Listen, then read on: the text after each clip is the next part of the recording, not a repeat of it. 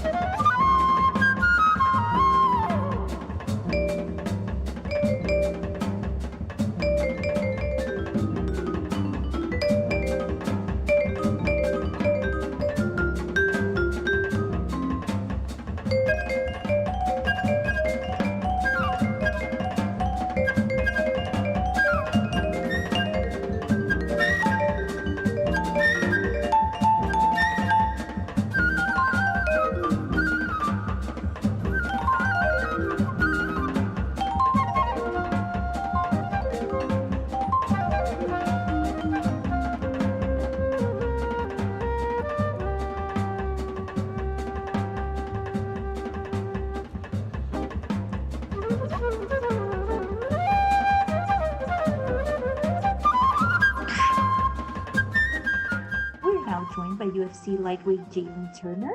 Our first question goes to Jay Anderson with Cage Side Press. Thanks very much, and welcome back, Jalen. Something I saw coming into this recently was that your weight had crept up during the lockdown, which not really uncommon. I think a lot of us have gone through that, especially with gyms and everything closed. But now that you're just a day out from weigh-in, how are things weight-wise? Weight-wise, going really good. I got a few more pounds to cut. I'm pretty much on point, so I feel good. I got my weight off progressively as the camp, progressed, so felt good. It's been, 7 months or so since we saw you back in Auckland. I mean, after that, was the plan to take a bit of time off, or did the pandemic just complicate everything? The pandemic complicated it a lot. I was ready to fight. I was ready to go May. I wanted to fight in May because they were gonna do the San Diego card, and that all got shut down. It didn't go through, so just ended up being on the shelf.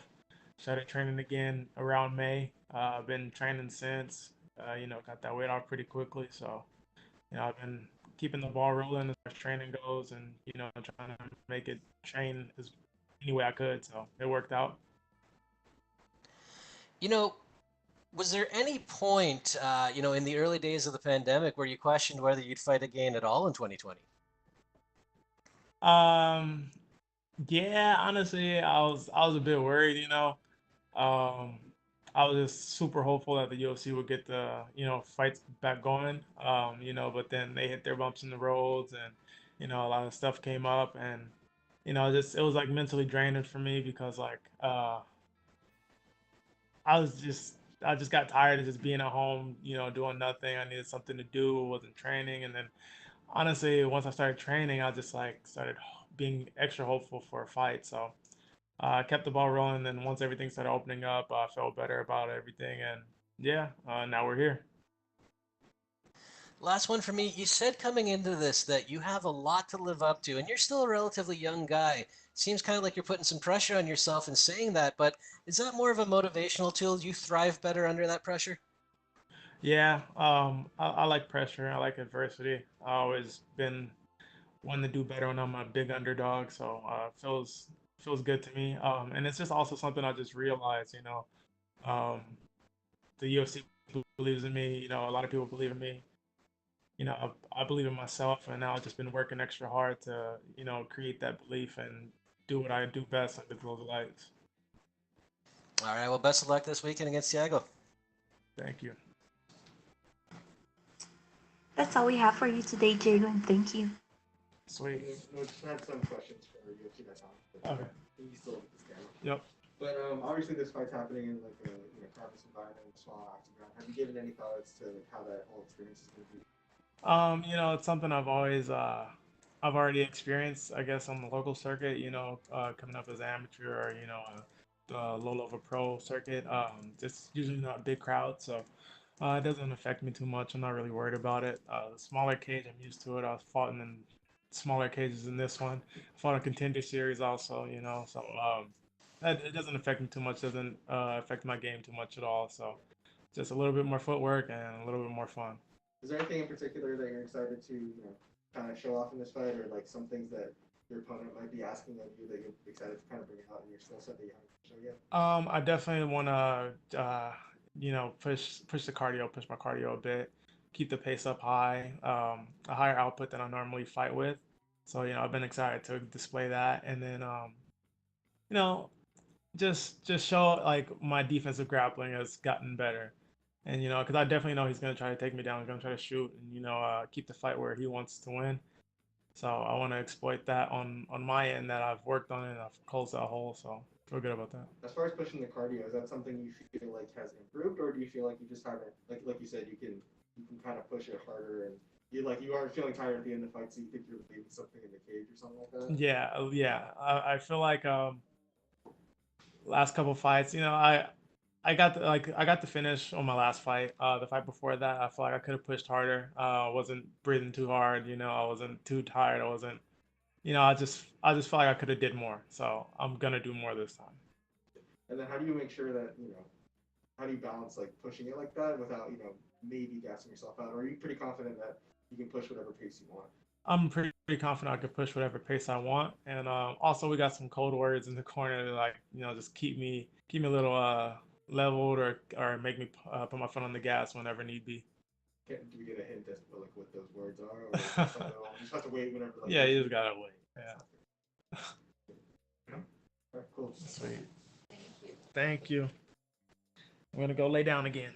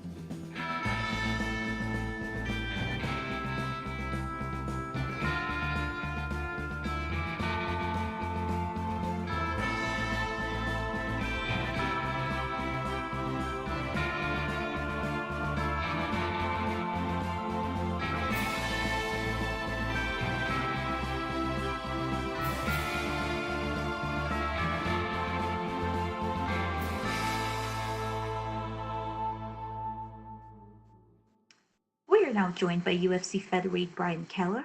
Our first question goes to Gabriel Gonzalez with Cage Side Press. A lot of people were disappointed that your fight fell through with Ricky Simone. Can you just talk about having that change up from Ricky to Kevin? Yeah, I was excited to fight Ricky too. I think a lot of people were really excited for that matchup. Unfortunately, his cornerman tested positive, I believe. So they had to take the precautions and pull him from the card. But I'm just happy to be fighting still. I put the work in to prepare. I got a new opponent that was willing to step up, on a week notice, which is nice. So we're here and we're gonna fight, and that's what I trained to do. When you have something like this happen and they change up the opponent on short notice, is it like cramming for a test? Do you try to just watch a ton of film and get everything you can, or is it just more you focus on yourself and a little bit less of that? Yeah, for me, it's always focus on myself. I let my coaches kind of do the research and the digging on certain things. I'll watch a couple of fights and get some tendencies, but I don't like to overthink that stuff because for me, improvisation is key in there. And this guy might fight me differently than he fought somebody else, so I just focus on myself going in there. The last fight didn't go your way. What did you take most from that fight, and just how did you use it to move forward to become a better fighter? Yeah, I took positives away. I fought a top 10 guy and I performed pretty well in that fight. I feel like, just lost on the judges' scorecards. I didn't get dominated in my opinion. I had some success in there. I felt good in there. Um, I just kind of got edged out, and I think maybe a little different approach to my fights coming up can help me with the judges' scorecards. I'm a fighter that always looks for the finish, so I'm not really thinking about that while I'm in there. I'm just trying to kill. So I took a lot of good things from that fight. This is your third fight of the pandemic. Does the whole process, quarantine, testing, no fans, etc., I mean, does it feel normal by now? Do you feel like this is normal? Yeah, it feels pretty good to me. I mean, it feels like less pressure. I love the fans and everything. It's definitely exciting to hear them roar out there, but it's kind of quiet and intimate, and it's just like another sparring session at the gym. So I'm getting used to it. This is my third time doing it, pretty close back to back to back. So yeah, I'm getting comfortable, and I don't mind it at all. Final question for me. What would you like to show the most in your performance this Saturday? Just my overall well-rounded game, being able to finish the fight anywhere, whether it's on the ground, on the feet, fighting smart, and if it goes 3 rounds, just being the guy that everybody knows that I won that fight. Thank you, Brian. Thanks. Our next question is from Ezekiel Berganzi with Super Luchas. Hey Ryan, how are you? I'm good. How's it going? Fine, thank you. Um, Kevin Natividad took the fight on a really, really short notice. Do you think that will be an advantage for you?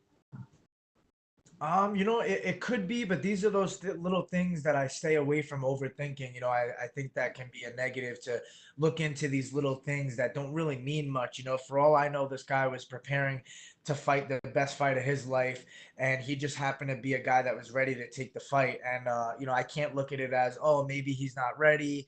Maybe I'm, more prepared because I was preparing for Ricky Simone. In the end, it's a fight. You go in there, anything can happen, and you just got to be prepared to beat anybody that's in front of you. I was reading your Twitter, and when you got the Ricky Simon fight, you say that what you like about taking short notice fights is that you don't have this that you are talking about the overthinking factor. Is this the same case scenario, like um, taking another fight or even more shorter notice is the same for you now? Yeah, I mean, for me, like technically, this fight wasn't really too short notice. I knew about the fight about 4 weeks ago. I'm already training. It's not like I fall out of shape too bad after fight. So 4 weeks is not too bad. I mean, I only really need like 5, 6 weeks to properly prepare, I feel like. But for featherweight, making the weights pretty easy for me, especially on shorter notice. It's nice. And yeah, like you said, there's a build up to these fights. there's that time that you're thinking about the fight is longer when you have 6-8 weeks, and there's this anticipation, and you finally get to fight week, and it's just a whole long drawn out process. For me, I kind of enjoy like not even having to deal with that, just being ready to fight at all times, and just like, oh, here's another fight, let's go do what we do. And what aspects of your fighting game did you improve since your last fight? Yeah, just everything. You got to be evolving everywhere in the game. There's these new guys coming up, and they're very well-rounded fighters. They're good everywhere. So just being prepared for everything. Working on little specific things that maybe would entice the judges to be on my side in case we do go to a decision. But ultimately, just being myself, having fun out there, and executing. And my last question, um, will you write another song to try to get a contract for Fire Island? I might have to break out the ukulele again for the Fight Island. I don't know though. That 14-hour flight is not too interesting for me. I kind of like the Vegas. It's not too bad. 5 hours for me, in and out. And the whole quarantine thing in Abu Dhabi. I don't know. The experience might be cool. I know they fly you out like first class style, but I'm liking Vegas so far. I might get one at the end of the year when they come back here, hopefully. Since you talked about that, would you like to fight with people, or do you prefer? Because a lot of fighters say, no, you know what? I don't like to fight with people because it's kind of distracting. So, what do you say about that? I don't understand the question. I'm sorry. What do you mean, like fight with people? With public? Oh, like on Twitter or like social media stuff? No, no, Or no. Because with the pandemic, there's no public, and a lot of fighters say oh, that they can focus more with in the coaches, with in the no fans. opponent. Yeah, what do you think about Gotcha. it? Yeah, with the no fans for me, like the first time it was a little bit different. You're walking out to a stadium in Jacksonville, is a little more open. But ultimately, when I get in the cage, like I'm 20/20 vision. I'm focused. I don't really have time to be thinking about any other distractions. I'm listening to my corners. I am, just dialed in with my opponent. So, ultimately, with fans, without fans, you have to go in there and be ready to fight at your best. Thank you, and good luck on Saturday. Thank you. Our next question is from Jay Anderson with Gateside Press. Hey, thanks very much. And Brian, just a couple of quick ones from me. I mean, I imagine you can kind of understand the situation, the position that Kevin's in, coming in as a short notice fighter for his debut, because you did that yourself and obviously made a great first impression. Does that give you any kind of advantage or edge knowing what he's going through? No, I was saying before, it's just like any other fight. I'm prepared to fight the best guy that's in front of me, no matter who it is. You can never underestimate anybody in this sport, whether it's short notice or not. If these guys are professionals, they're out there training hard, they're waiting for their big chance, and they're gonna come to kill. So, I'm expecting the toughest Kevin there is, put in front of me in a hard fought fight. And just another quick one. In terms of featherweight, is this just a thing that you're doing during the pandemic, or would you consider sticking around a little longer in the weight class?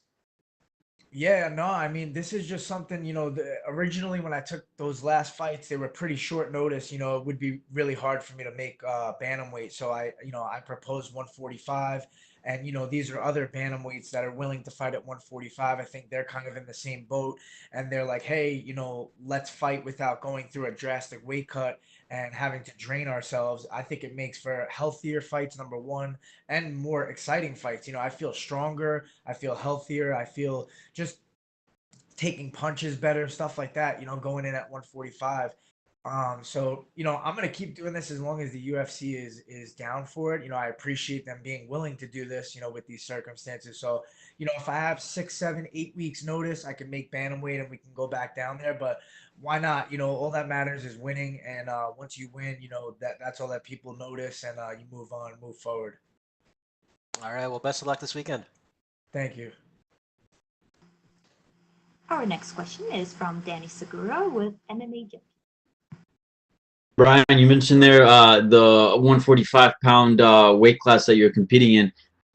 Do you think about this at all? The fact that like maybe those wins might not count for your 135-pound sort of climb up the rankings, or because you're fighting other 35ers, you feel like they do translate to the rankings there? No, I feel like it translates, because the rankings really have always been like an anomaly. Like no one really knows whether to believe in them or not anyway. So for me, I mean, the proof's in the pudding, right? I fought Hunter Azure. I got a big knockout there, and then they gave me Cody Stamann next, and that fight was at 145. So they gave me top prospect, a top 10 guy at, who is a bantamweight, and I even fought him at 145 after that. So I think they're still looking at it like if you win, we're gonna move you along and move you forward, and that's my focus. Yeah. And do you feel like it any like does it switch your fighting style a little bit? Like does the extra 10 pounds that you get to carry on, does that change the way you fight? Have you felt differently? It doesn't really change my fighting style, but I have felt a little bit different so far with my experiences. Just like I was saying, healthier in there, able to take harder shots. I have more pop to my shots, more power in there. I just feel like my energy is better. When you cut down all that weight, you only have so much time to recover and get back to yourself 100%.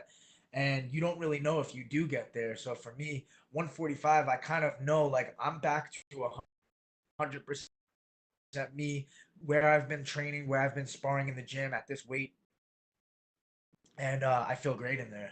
Yeah. Do you think this experience of fighting at 145 will ever, I don't know, change your mind and incentivize you to maybe in the future when all things return to normal, do move up to 145? I mean, it's something to think about in the future. I don't know how long this game will last, but I'm definitely enjoying the fact that I don't have to deal with that drastic weight cut. The only thing is like realistically, body size, my frame, my reach, and everything is not meant for 145. To be honest, I mean, the highest I'll get is like 162, 163 out of camp, like after fights, couple weeks after fights. So I'm not that big of a guy in general, especially with my frame. I don't know how I would do up there, but it'd be something that would be interesting to test out like later, maybe when I have a couple fights left. Yeah. And we don't outside of the pandemic, MMA is usually a pretty crazy sport and anything can happen. Opponents can pop for something or get injured and they can always withdraw. But now with the pandemic, it sort of added an extra layer. At this point, when you sign a contract with someone, do you kind of feel like I might be fighting them, but like there's a good chance I just could be fighting somebody else when the date comes? Yeah, definitely. I mean, there's always those thoughts are creeping up in the back of your mind, like what's going to happen. I hope none of my corners test positive. I hope, my opponent's good and his corners are good. And you're just like, the whole situation where if something does go wrong, you're essentially stuck in that state for like 14 days and you can't drive home or anything like that. You can't fly. So I really didn't want to have to deal with any of that. So I was just praying that none of that happened. And I think we're good so far, but we got one more test Friday. So you're always on your toes with this. Yeah. And as far as the matchup with Ricky, I know you got a fight upcoming, but you really wanted that fight. You had been calling him out on Twitter for a while. Do you hope that the UFC revisits that matchup at some point in the future? Simon says we get it again, probably in a couple months or something. All right. All right, man. Good luck in your fight. Looking forward to it. All right. Thank you, man.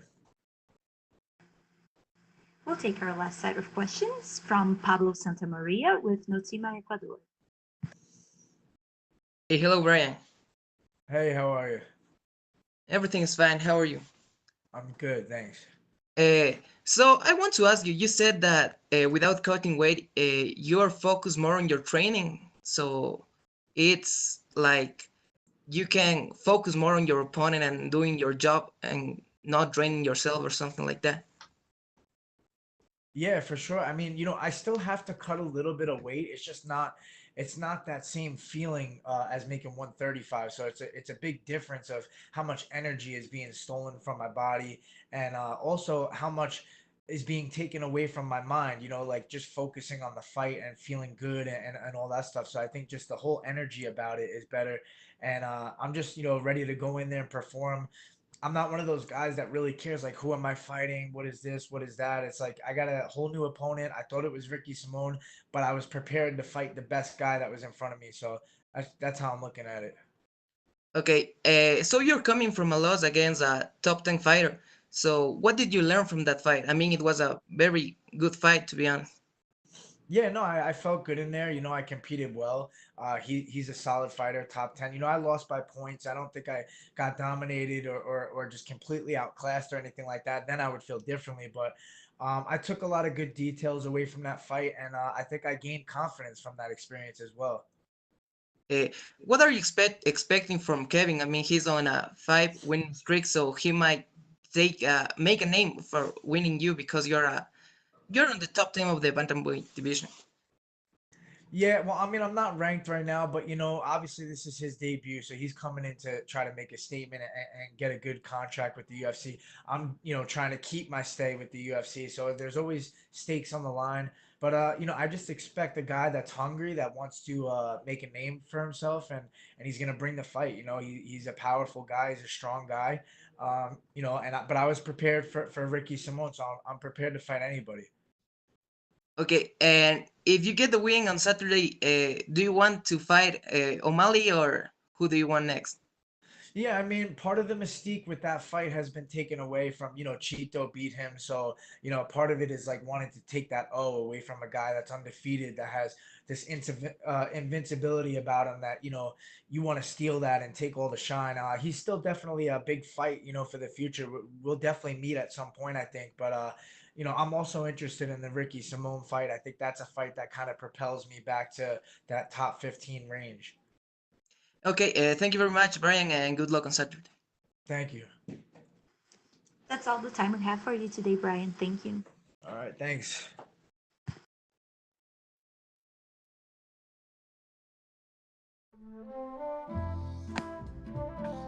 Up next, we will be joined by number 9 ranked UFC heavyweight Augusto Sakai.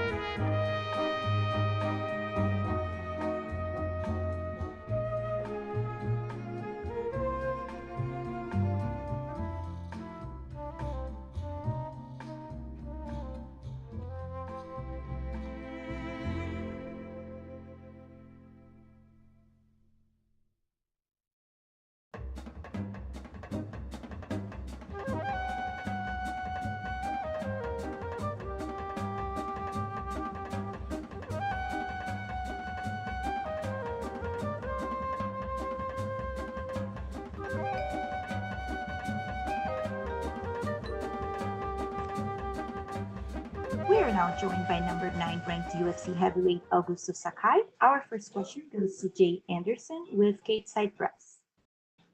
Thanks very much, and Augusto, welcome back. You're quite literally fighting one of the legends of the heavyweight division in this fight at this point in your career. What does that mean to you? Can we start? Yes. Can you ask him to repeat? It was Can you please repeat the question? Yeah, because it was. Yeah, I'm just wondering, I mean, you're fighting one of the legends of the heavyweight division at this point in your career. What does that mean to you? Está enfrentando uma lenda da sua categoria nesse ponto alto da sua carreira. O que isso significa para você? Isso significa que eu estou pronto para ser uma lenda também e estou pronto para escrever a minha história dentro da divisão dos pesos pesados. It means that I'm ready to become also a legend and write my own history inside the heavyweight division. Is Alistair someone that you watched when you were getting started in the sport or even before you got started in the sport? And do you have a favorite Alistair Overeem fight? O Overeem cara que você olhava quando você começou a lutar, ou até mesmo antes, e você tem uma luta favorita dele aí? Not. No.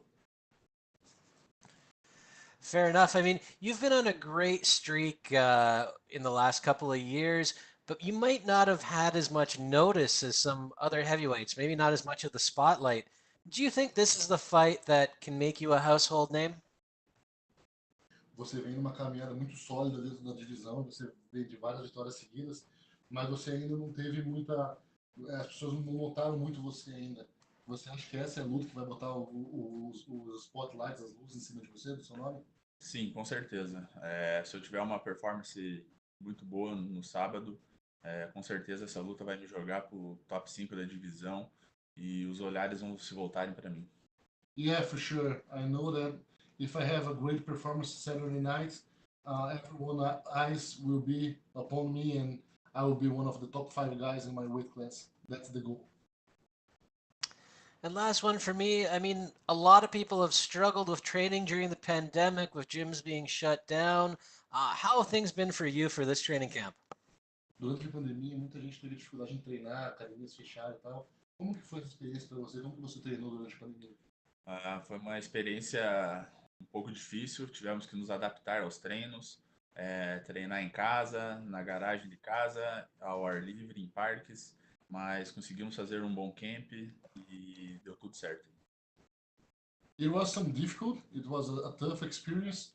We have to adapt, so we train at home, in the garage, in parks, but we did a great job. I did a great camp and I'm ready to fight against Overeem Saturday night. Okay, well, best of luck. Looking forward to it. Okay, thank you. Our next question is from Nolan King with MMA Junkie. And another thing about this fight is obviously it's your first UFC headliner. So, can you talk about the sense of accomplishment you feel knowing that you're the guy on the poster now? Is that something? Obviously, it's something I'm assuming you've dreamt about for some time. Essa é a primeira vez que você vai fazer um main event no UFC e, pô, você tá vendo a tua cara no pôster. Isso deve ser um grande acontecimento assim, na sua carreira. Com certeza, né? Estou muito feliz com a fase que eu venho atravessando, com tudo aquilo que eu venho construindo e glória a Deus por eu estar aqui hoje e minha cara está estampada em todos os posters aí do mundo. Yeah, for sure. It was a big accomplishment for my career. Fighting a main event in the UFC, seeing my face in the poster. I worked very hard to be here, and now it's my time. Going along with the fact that it's a main event, it's also the first time that we're going to see you compete for 5 rounds potentially in the UFC. Overeem's a guy that's been there many times. So, what can you tell fans about you as a fighter in the championship rounds? Do you feel pretty confident if the fight goes there that you'll be able to kind of maintain your cardio throughout? Além de ser o teu primeiro main event, a primeira vez na sua carreira que você vai lutar por 5 rounds e o Overeem já lutou várias vezes. O que você pode dizer para os fãs aí que se você vai manter o teu cardio no quarto, quinto round, como é que você acredita que vai ser o teu desempenho? A gente fez uma boa preparação para esses 5 rounds, então estamos prontos para dar um show, para poder entreter todo mundo aí dentro de casa e com certeza pode esperar que meu ritmo vai ser o mesmo do começo ao fim. We trained a lot to fight for 5 rounds. We did this camp thinking about it all the way, so the fans and everyone can expect that it will be a great fight. And if we reach the championship rounds, I'll be ready to keep my rhythm going until the end of the fight. Last question for me. You're sitting right now at number 9 in the official UFC rankings with a win over Alistair Overeem. I mean, where do you think it puts you in the division? Do you think it sets you up for a top 5 matchup? Você hoje é o número 9 da categoria e você vai enfrentar agora o Overeem. E uma vitória sobre o Overeem, onde você acha que ela te coloca na categoria? Você acha que você vai pegar um cara no top 5? Com certeza, né? Após uma vitória contra o Overeem, o top 5 é o que tem para mim. Absolutely. After winning against Overeem, the top 5 is where I will be there. Absolutely, yeah. Awesome. Appreciate the time. Thank you. Thank you. Our next question is from Gabriel Gonzalez with Cateside Press. Hey, Augusto, you're back in Vegas. You're back at the Apex. Does it feel familiar to go straight back to the same city and venue as your last fight? tá de volta em Vegas, tá de volta pro Apex. É familiar para você voltar para a mesma cidade, pro mesmo evento, mesmo local?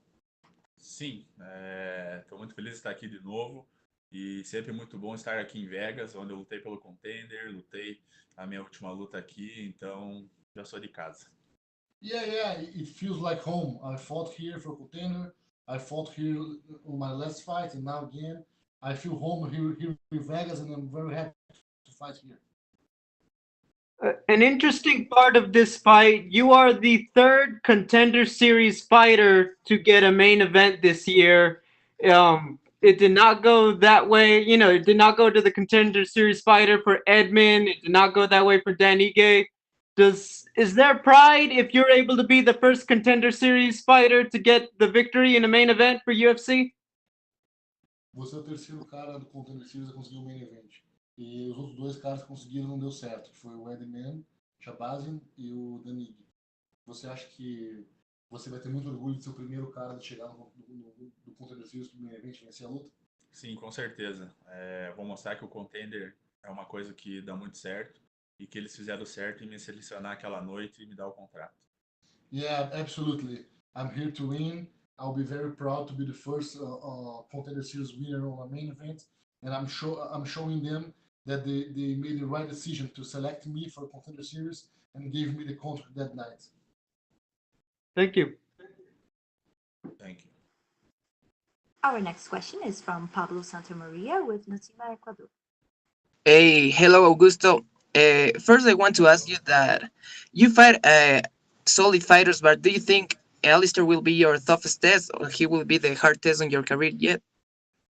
Você já lutou com vários caras bons, mas você acha que o Overeem é o maior teste, o maior adversário da sua carreira até hoje?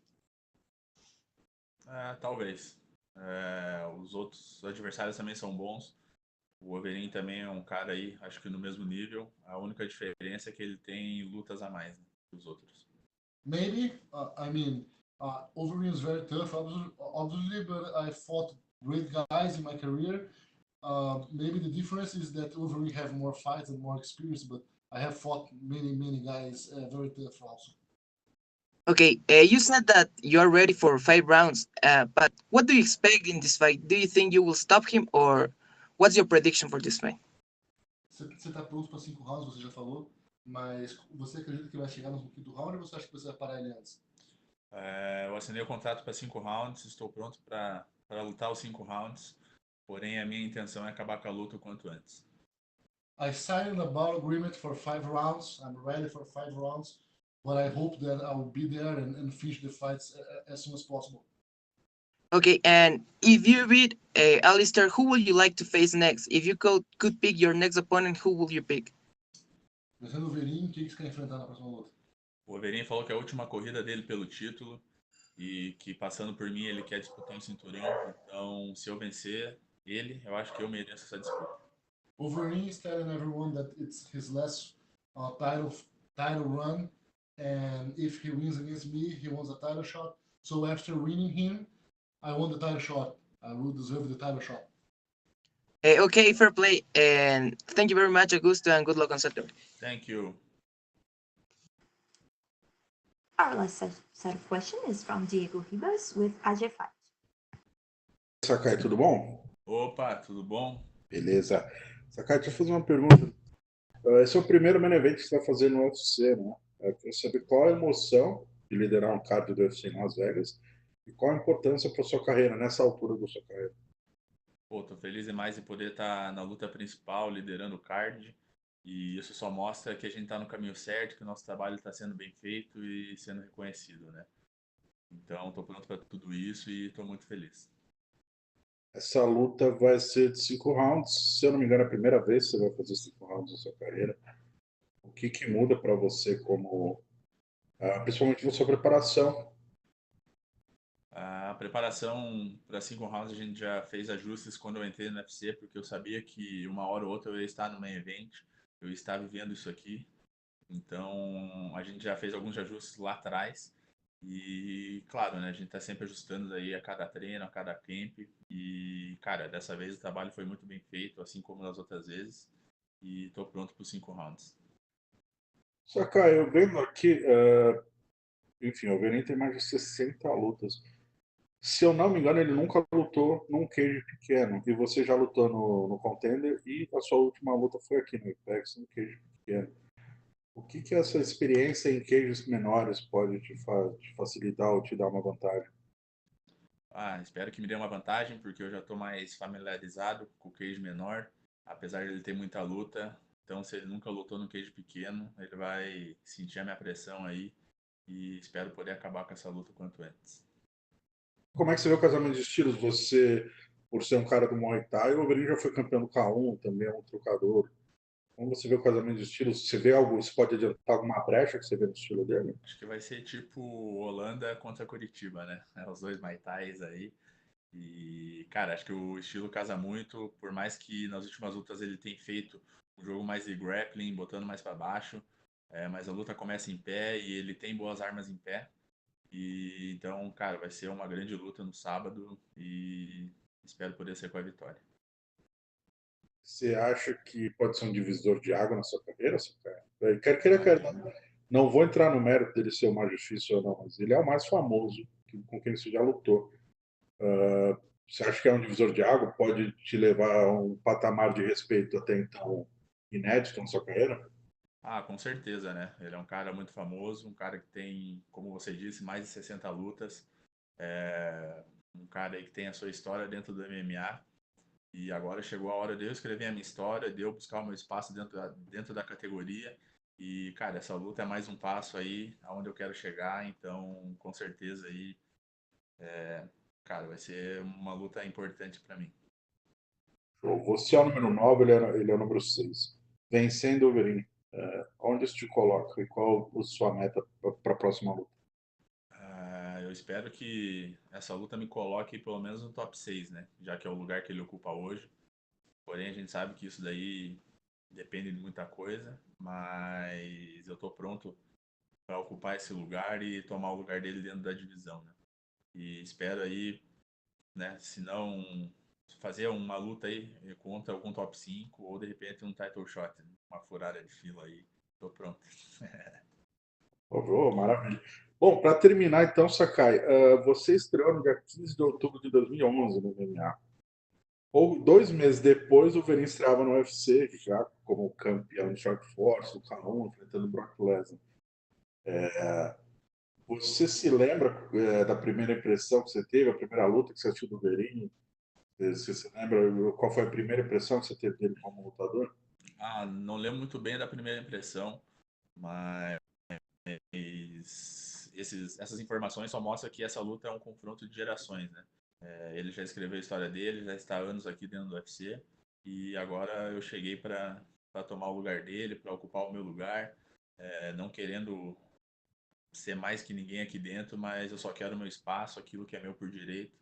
Então, cara, vamos aí, né? Maravilha, então. Brigadão, gente. Era isso. Obrigadão, nós. That's all we have for you today, Augusto. Thank you. Thank you.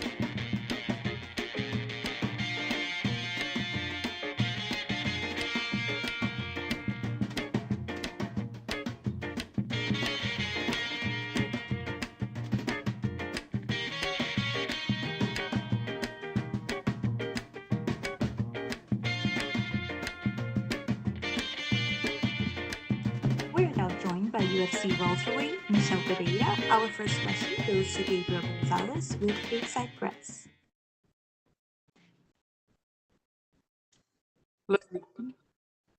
Hi, can you hear me? Yeah, we can hear you. All right, perfect. Hi, Michelle. You know how it goes, how it feels to go into a fight coming off a win. You know how it feels to go into a fight coming off of a loss. Going into this one, do you feel like you're coming off a win or a loss after the way the Diego Sanchez fight ended? Michel, você sabe como é entrar numa luta vindo de uma vitória? Você sabe como é entrar numa luta vindo de derrota? Como você vê essa última luta sua? Você vê que como se estivesse vindo de uma vitória ou de uma derrota? Para mim, eu vejo essa minha última luta como uma vitória. Foi por um erro que aconteceu a desclassificação, mas para mim, eu vejo ela como vitória. O evento também me tratou como uma vitória e para mim não mudou nada. Estou pronto para lutar novamente, estou pronto para dar um novo show e vim aqui ganhar novamente. I see it as a win. It was a mistake that got me disqualified, but I see it as a win. I was treated by the UFC as a winner, so nothing changed. I'm here and I'm ready to put on a show. You were so dominant in that last fight. What do you take from that performance when you go back to the gym to improve yourself as a fighter? Você teve uma performance bem dominante na sua última luta. O que você traz dessa luta para essa agora? E o que você levou de volta para sua academia para você trabalhar? Sim, eu sou um cara que eu treino muito duro, treino muito forte, me preparo muito bem para sempre poder fazer grandes combates. E essa luta não vai ser diferente. Eu estou de volta para dar show, estou pronto, focado, bem treinado para dar um grande espetáculo dia 5 de setembro no UFC. E se Deus quiser, vamos dar um grande show para todo o público, para todas as pessoas que amam o UFC e o MMA. I work really hard. I prepare every time to put on a show. And I'm back. I'm focused. I'm ready. I'm well trained. And hopefully I'll put on a show this Saturday for everyone and for all UFC fans.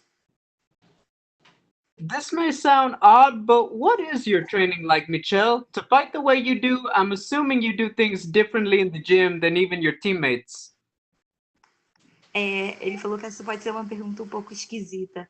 Mas como é seu treino? Você parece que pode treinar assim de uma forma diferente dos outros atletas. Assim, como é seu treino? Eu sou um cara que gosto sempre de treinar coisas novas, conhecer coisas novas.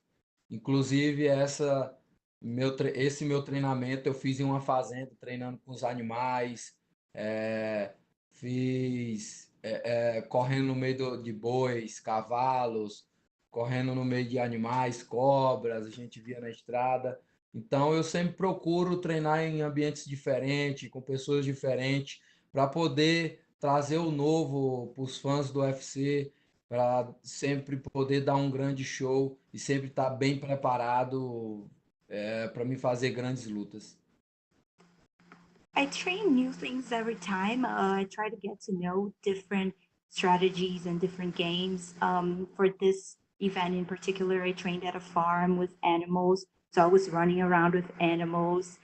So I always try to train in different places and get to know different things.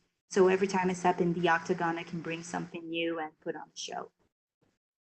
When he says he ran with animals, he's talking about horses, sheep, what kind of animals on a farm? Quando você fala que você treinou, né, com os animais, você correu com os animais, que animais foram esses que você treinou junto? Foram cavalos, ovelhas, o que foi? Eu fiz treino de derrubar boi, derrubar bezerro, de levantar, pegar, segurar bezerros. Então, foi correr com os cavalos, correr no meio dos animais. Então, foi um ambiente muito gostoso, foi um ambiente muito diferente de se treinar e eu amei muito. Foi muito legal, me senti muito bem em treinar no meio dos animais.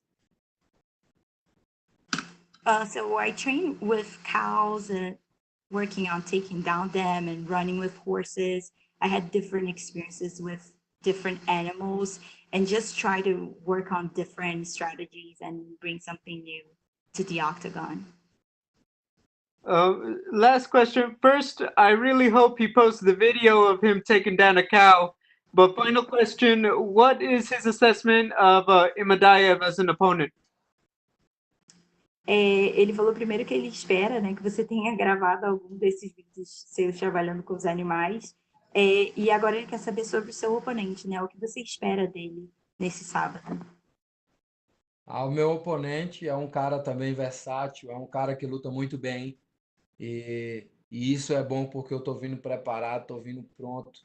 E os fãs do MMA vai ganhar muito com isso, porque vamos fazer um grande combate, uma grande luta e vamos dar um grande show. He's very versatile. He trains really hard. So I believe that on Saturday, UFC fans will see a great fight and we'll both put on a great show. Thank you. Our next question is from Jay Anderson with Cateside Press. Thanks very much. And Michelle, I mean, you've taken a lot of criticism for your style with 2 losses coming into this. I know the Sanchez fight, you feel like you won, but is there any chance we see a more reserved approach from you? Você já recebeu algumas críticas por conta do seu estilo nas lutas, né? E agora você vindo de 2 derrotas. A gente pode esperar ver um Michel mais reservado nessa luta? Como você vai trazer assim esse sábado? Não, vocês vão ver o mesmo Michel de sempre, lutando alegre, lutando, se divertindo. Então, não influencia nada essas 2 derrotas, porque foram derrotas que não tinha como eu evitar. Uma foi porque eu baixei de peso não muito bem e influenciou na minha luta. A outra foi por causa de um golpe ilegal. Então, assim, essas 2 lutas era vitória, mas Deus quis assim derrota. E, e estou vindo para ser campeão. Eu vou ser o campeão da minha categoria. Treino muito para isso, treino muito duro para ser o campeão da minha categoria e dar show também na minha categoria. You'll see the same, Michelle. It doesn't influence me. Those 2 losses, one of them, I had a really hard time cutting weight. The other, it was an illegal knee. So I don't face them as losses. They could have been wins, but God preferred to do it in another way. But I'll be the champ. I work really hard for that. So this Saturday, people can expect the show. And just to build on that, I mean, you're fighting out your contract here. It's the last fight on your deal. Is it more important to win or to put on a show? Essa é a sua última luta, né, do seu contrato. O que é mais importante para você? Você ganhar ou você colocar mesmo, fazer o show que você está prometendo? Eu procuro sempre dar um show nas minhas lutas. Preciso ganhar essa luta.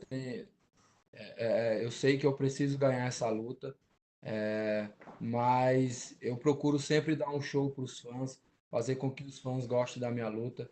E creio que o meu patrão vai renovar o meu contrato, o Daniel White, o Sean Shelby. Eu acho que eles estão gostando do meu trabalho e irão renovar meu contrato. Estou vindo morar em Las Vegas para poder ficar mais próximo do UFC, para poder estar sempre pronto para quando eles precisarem, eu estar pronto para atender algum pedido e entrar no lugar de alguém, ou estar sempre pronto para lutar. My plan is to always put on a show, but I know that I need to win this fight. I know that, but I will always try to put on a show for the fans. And I do believe that Dana, Sean Shelby, they will renew my contract. I'm moving to Vegas to be closer to UFC, to train here, and just be ready whenever they need a league replacement or anything. I'll be ready. All right. Well, looking forward to the show this weekend. Thanks very much. Our next question is from Danny Segura with MMA Junkie. Hey, Michelle. I just wanted to follow up on those comments that you said. Why are you fighting out your contract? What made you decide that? Did the UFC not give you an offer prior to this last fight, or did you want to test free agency and fight out your contract? Agora ele quer saber por que você decidiu aceitar, né, de cara essa última luta do seu contrato, se você quis testar para, de repente, tentar outras oportunidades, como foi essa sua decisão realmente de aceitar essa última luta sem ter renovado já o contrato? Eu aceitei porque eu sou um funcionário do UFC. Eu sempre vou atender o pedido do UFC, que eu sou pago para isso. E estou aqui para trabalhar e sempre vou fazer a vontade do UFC. Por isso que estou vindo morar aqui em Las Vegas, para me poder estar mais próximo do UFC e poder mostrar mais trabalho, poder lutar mais vezes, estar mais pronto, estar mais pronto para quando tiver luta eu lutar. Eu quero estar mais dentro do UFC, eu quero estar mais perto dos meus fãs americanos e vamos conseguir fazer grandes lutas. E dia 5 de setembro não vai ser diferente, vai ser um grande show, um grande espetáculo. I accepted this fight because I'm a UFC employee. I'm here to work, and I'll always do what they ask me to do. I'm moving to Vegas because of that, to be ready to be closer to the UFC and to the American fans. And hopefully this Saturday I'll put on another show and it will get me a new contract. Did the UFC offer him a contract before this fight, or is he testing out free agency because he wants to? O UFC já te ofereceu um novo contrato ou você vai tentar free agency? Você vai tentar ver outras oportunidades depois dessa luta? Não, ainda nós não estamos em negociação do novo contrato. Depois dessa próxima luta, aí sim a gente vai sentar e ver a possibilidade de eu continuar no evento. Quero muito continuar no evento, fazendo meu trabalho e sei que tem um grande futuro no evento. E acho sim que o meu patrão Daniel White e o Sean Shelby vão me dar novas oportunidades. We're not in negotiations yet. Hopefully after this fight, we'll sit down and I want to stay in the UFC. I want to keep doing my work. And hopefully after Saturday, they will give me this opportunity. Do you think that you're perhaps worth more than other fighters because you do very unique stuff with your acrobatics, something that other fighters don't do? You're muito legal, So, do you feel like you're worth more because of what you bring that is very unique than other fighters? Você acha que você vale mais que os outros atletas por você trazer suas acrobacias, todas as novidades que você traz para o octógono em todas as suas lutas? Você acha que isso é uma vantagem que você tem sobre os outros? Eu não acho que eu tenho mais valor que alguém. Quem tem que ver isso são os meus patrões, o Daniel White, Sean Shelby, eles que sabem se eu mereço ganhar mais, se eu não mereço.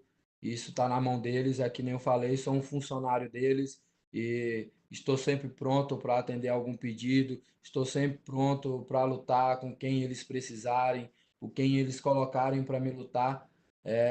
Então eu não sou melhor que ninguém, apenas sou um cara que sou muito esforçado pelos meus sonhos, gosto de batalhar pelos meus sonhos, gosto de ir atrás dos meus sonhos e eu não acho que eu sou melhor do que ninguém, mas que sou um cara muito esforçado, determinado pelaquilo que eu quero, pelaquilo que eu busco.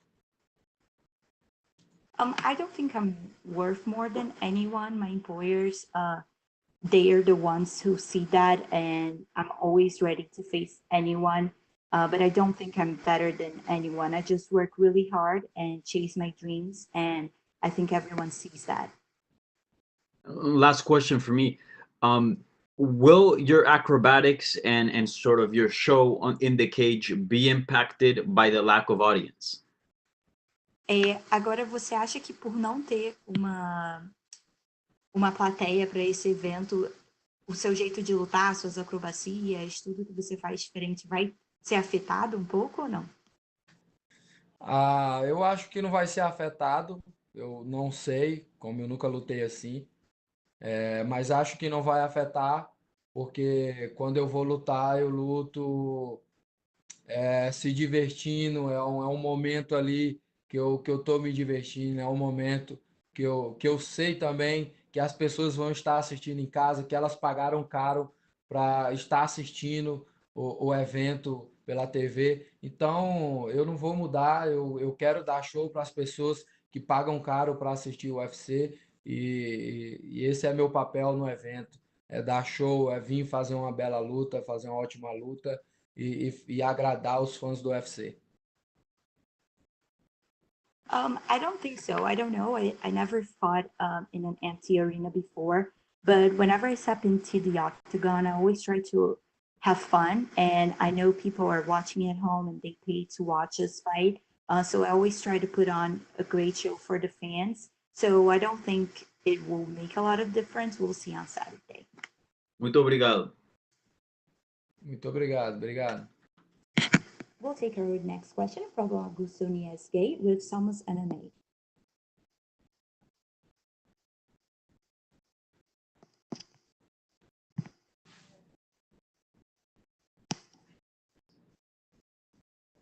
Augusto? Michelle, do you hear me?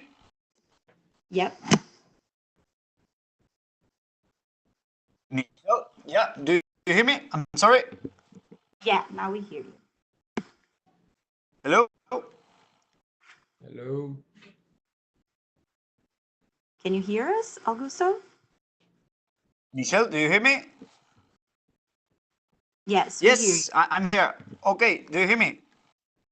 Yeah.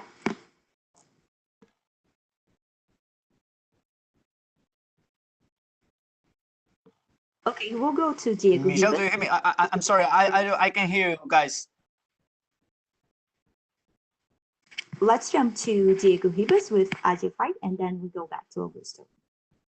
Alô, Michel, tudo bom? E aí, irmão, beleza? Beleza, Michel. Bom, você acabou de mencionar que você está de mudança para Vegas. Eu queria saber de você quando você vai mudar, se você já tem um time em vista para treinar aqui, quais são seus planos e o quanto você já tem eles traçados. Eu estou vindo para Las Vegas para estar mais próximo do UFC, próximo do meu patrão, Daniel Age, Sean Shelby, para poder estar mais pronto para quando eles precisarem de mim. Então, estou vindo morar em Las Vegas e depois da luta já vou morar aqui, já vou estar aqui. E tenho uma equipe aqui, vou estar treinando com um grande treinador que treinou Wanderlei Silva, Minotauro, Anderson Silva, treinou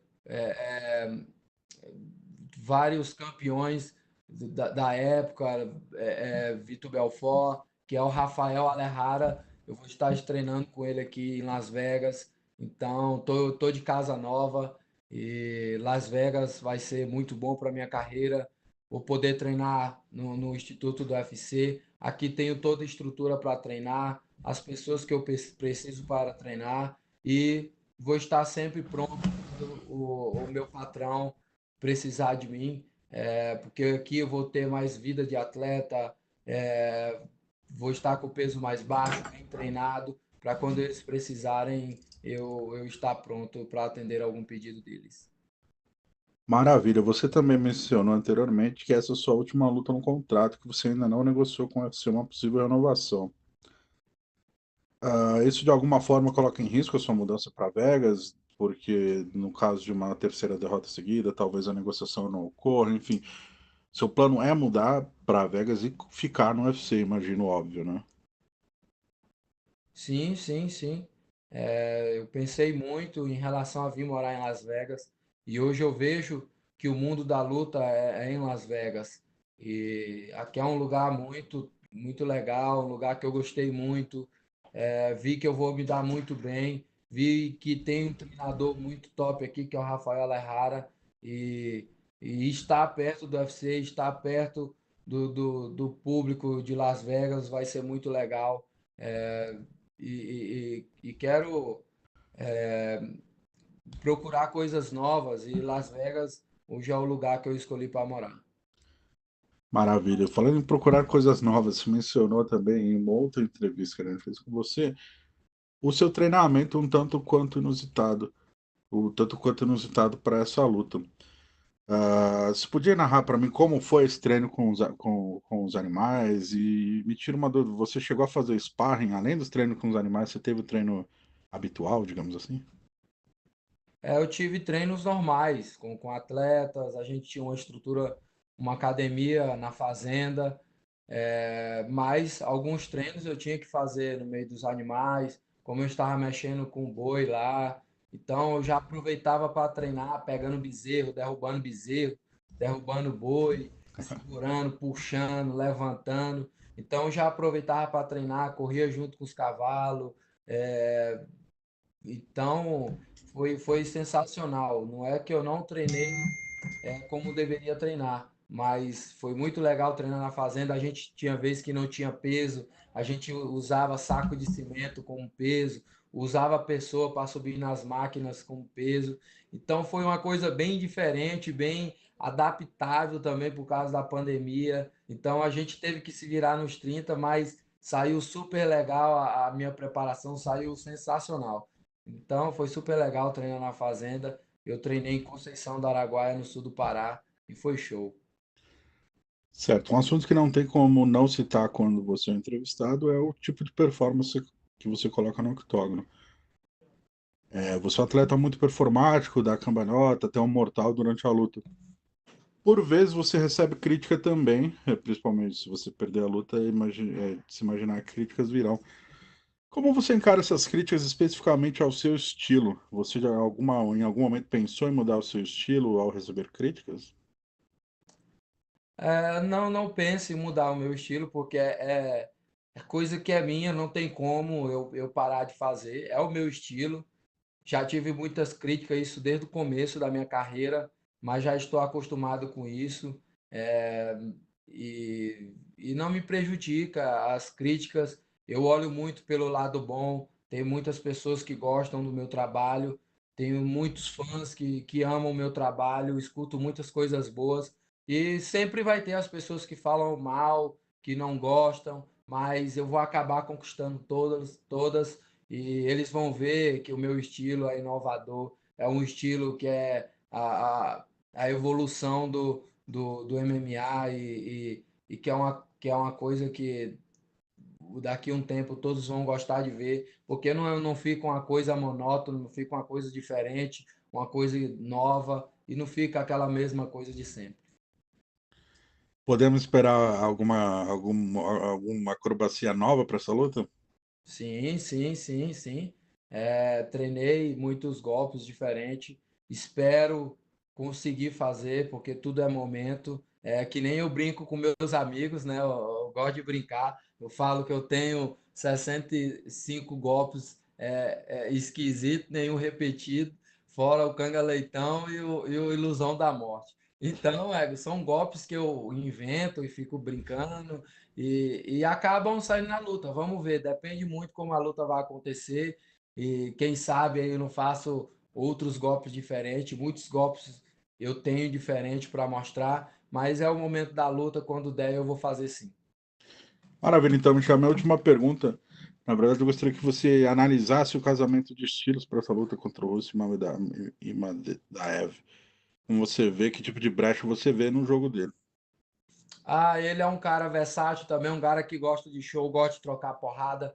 Espero que ele esteja muito treinado, que eu também estou. Espero que a gente dê um grande show, que com isso todo o público do MMA vai ganhar, os fãs ganham com isso, o UFC ganha com isso.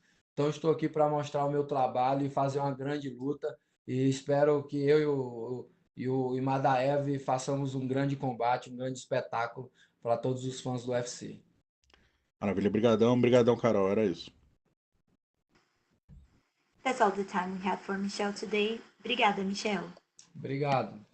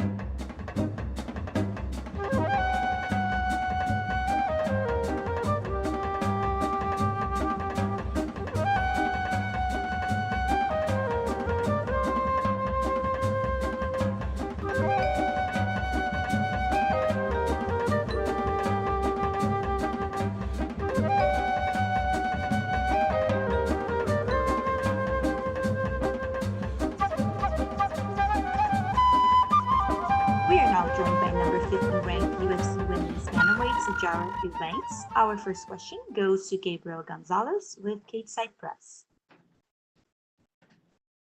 Hey Sarge, so we know that Claudia recently got injured, unfortunately, but were you two still living and training together ahead of this fight?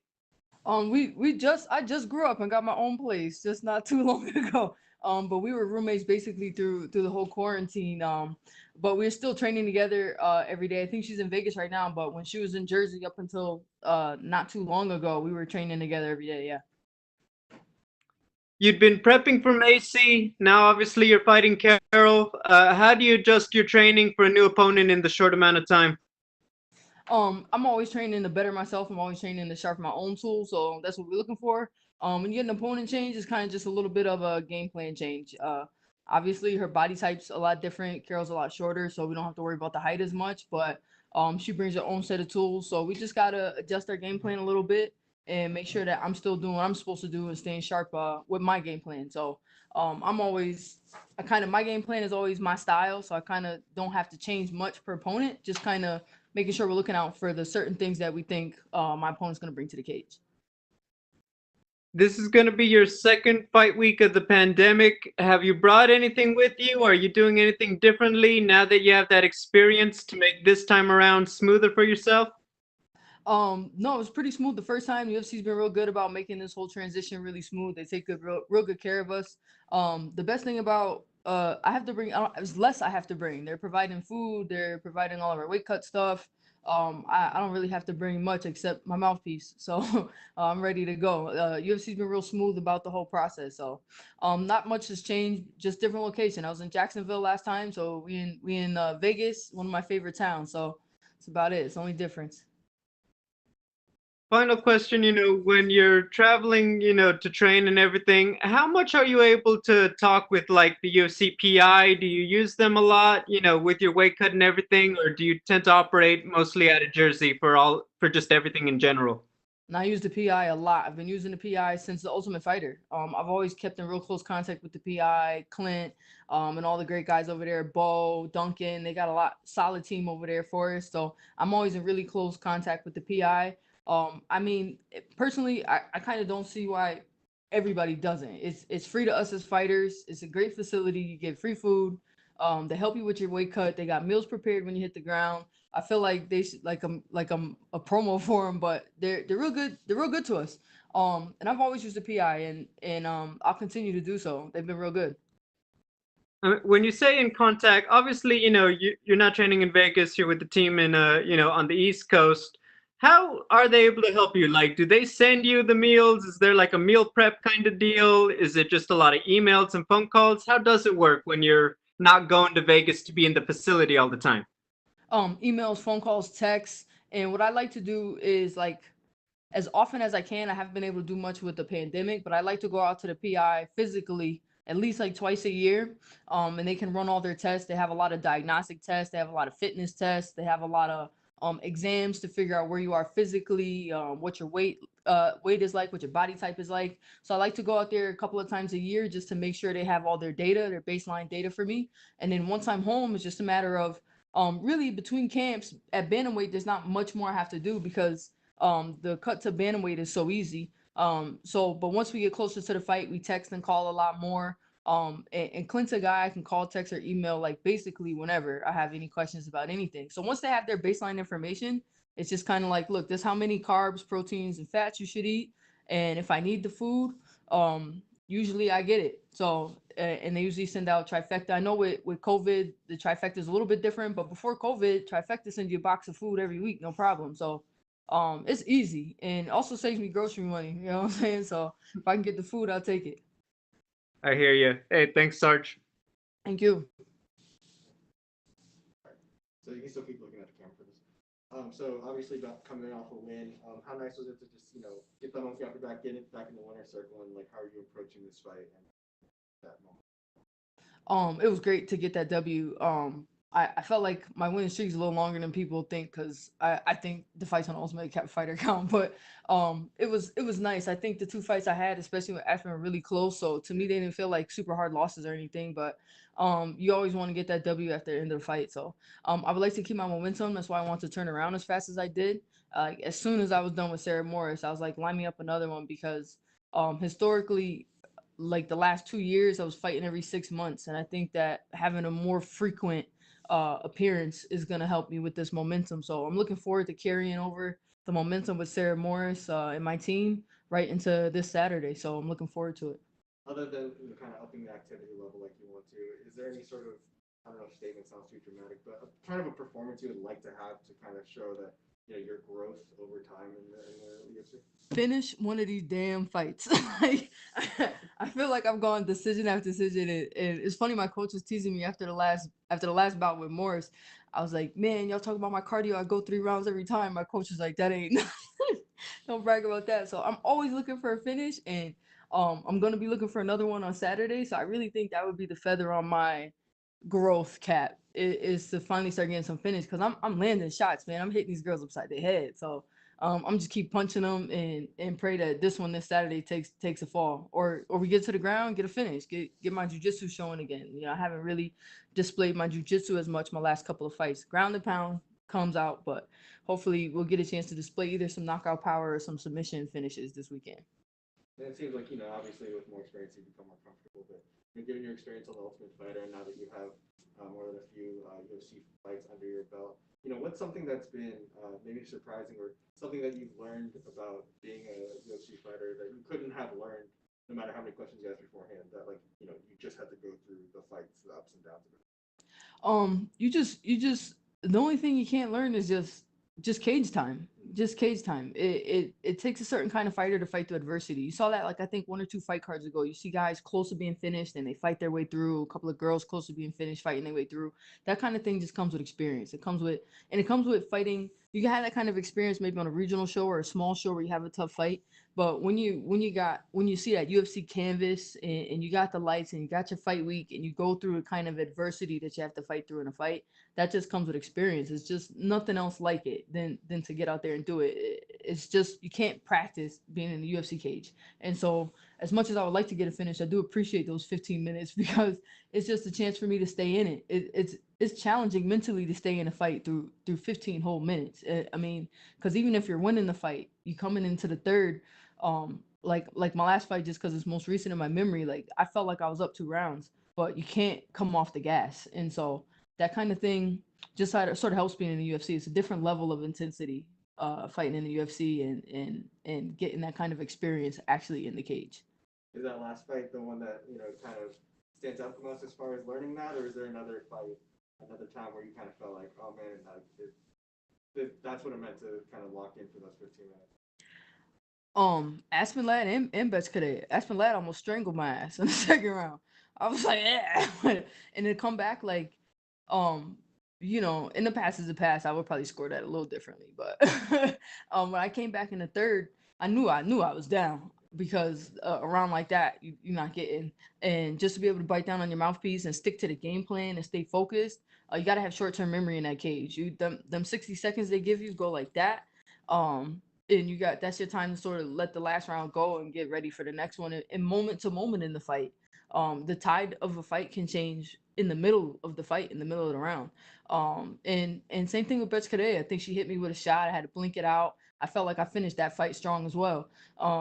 And same thing when you're on top, when you're winning. Like Sarah Morris, I'm ground and pounding, ready to finish her in the second round. Fucking didn't die. Like, so now I got to come out in the third and keep laying the heat. So yeah, it just almost every one of my fights. The longer the fight goes, the more you got to stay in it.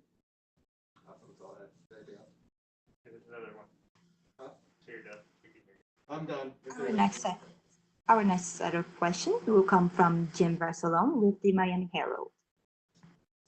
Hey, I'm wondering, just what are your thoughts of women in UFC, women in combat sports? We've seen, I think, such a revolution and an elevation of more women getting involved in combat sports, professional wrestling as well. I know that's a different entity, but still it's physical.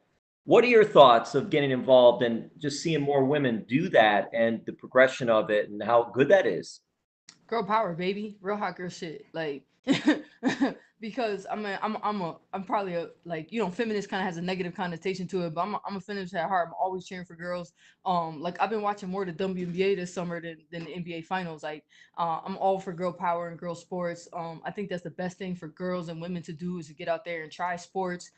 Get out there and do those things that traditionally have not been women's roles. And I hate to brag, but I think the talent gap in women's MMA has shortened a lot quicker than the guys. I mean, guys have been fighting in the UFC forever since UFC won like 1,000 years ago. But women, we just broke through what a couple of years ago with Ronda Rousey, and already you can see the generational sort of talent gap, the well-roundedness close in women's MMA so much quicker. I just think our game is evolving a lot quicker than the guys did.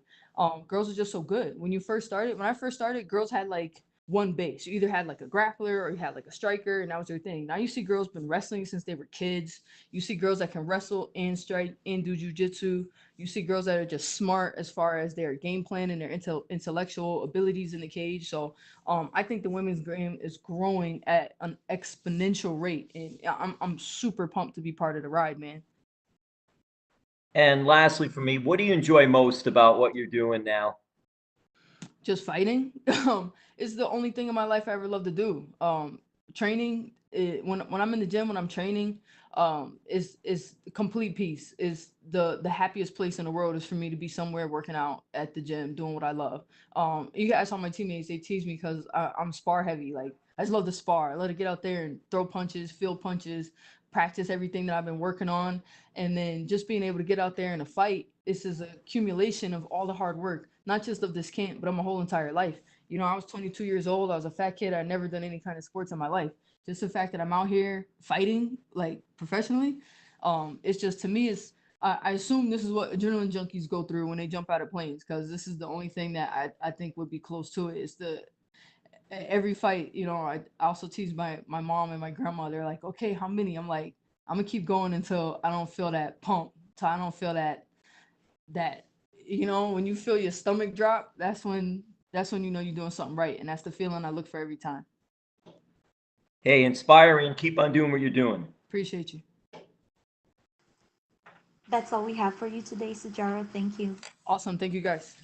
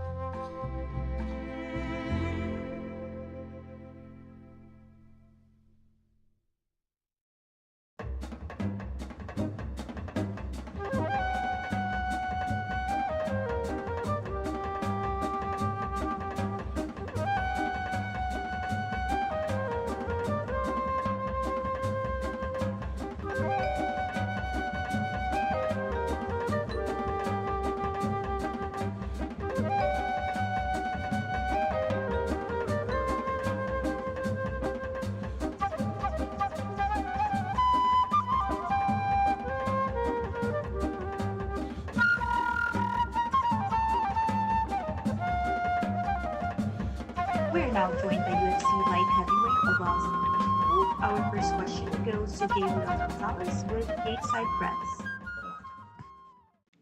Hey, Alonso, can you hear me? Yeah, I can hear you. Perfect.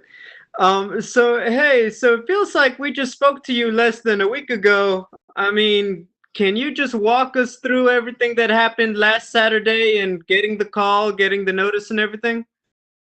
Well, we just rescheduled on that Saturday after, I guess, COVID got in the way. And yeah, now we're here.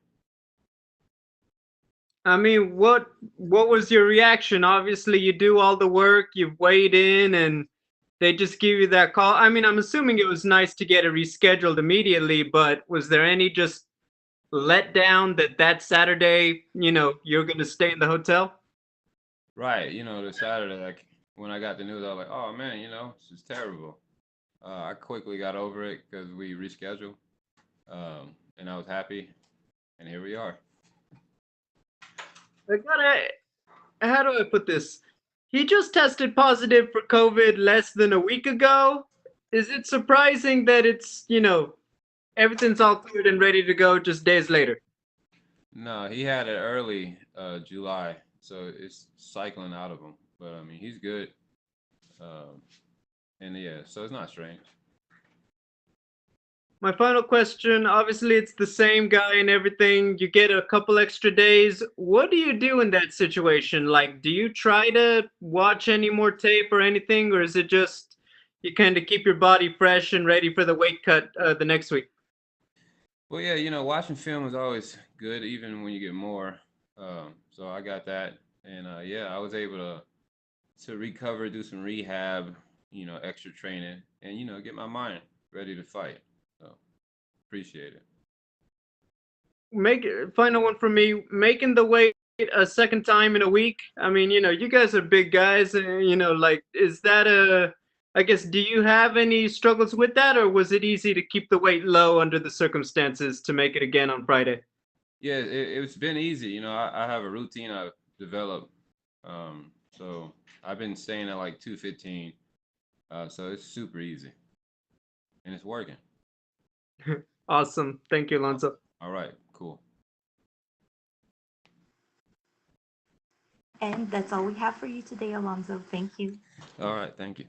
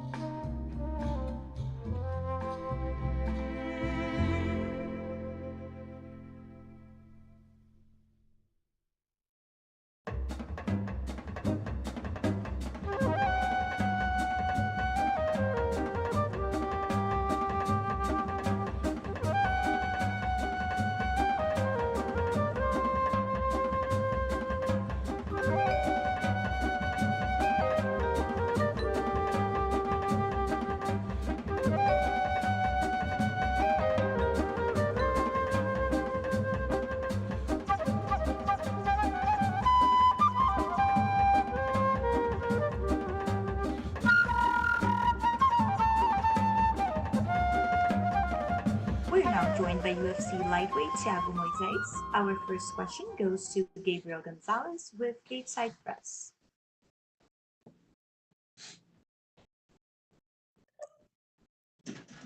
Hello, Tiago. You're coming off a nice win back in May. Can you describe the last few months? Have they been for you after getting your first victory of the quarantine? Yeah, I'm very happy for my last fight. It was a big win against a veteran like Michael Johnson. But after that fight, just kept it grinding, kept it getting better. So can't wait to show Saturday what I've been working on.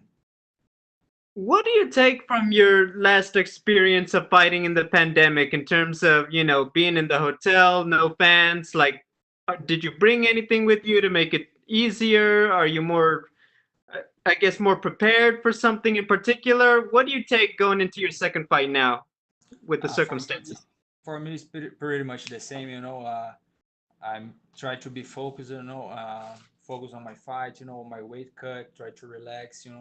And yeah, that's it. For me, it doesn't change anything. What is your assessment of Jalen Turner as an opponent? He's a great fighter, great striker, dangerous on the feet, has long reach, he's very tall. So I think that's his strength.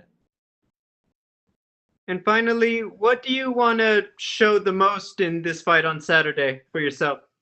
Yeah, that I wanna give my best. I'm gonna try to close the distance, try to get the fight to the ground and finish him. Thank you, Tiago. Good luck. Thank you. Our next question is from Jim Barcelone with the Miami Herald. Thank you. How was the training for this fight? The training went very good. As I said before, Jalen Turner is a very tall fighter. So I trained with Luis Pena, which is the same height as Jalen. So yeah, I'm very used to training guys at his size. How long now have you been with American Top Team? I have been training at ATT since 2012, so almost 8 years, since I was 17. What has that been like? And you've seen ATT grow during that time as well. Yes, we have great fighters at American Top Team. I think we are the best team in the world. So every fight, nobody's gonna bring anything different that we already have in the training room. How did you get to American Top Team? Was it a recommendation by someone, or did something happen?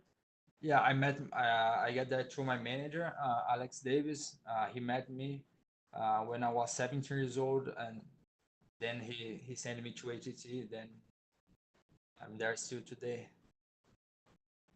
Hey, what is it like being a part of UFC and just everything that they've been able to accomplish and do? Sorry?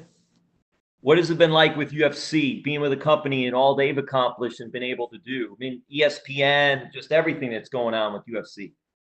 I'm very grateful for the UFC for everything they are doing to us, so we can keep it providing for our family. The company's every is growing. I'm glad to be part of that. How do you like South Florida? Man, I love South Florida. The weather, the food, the people.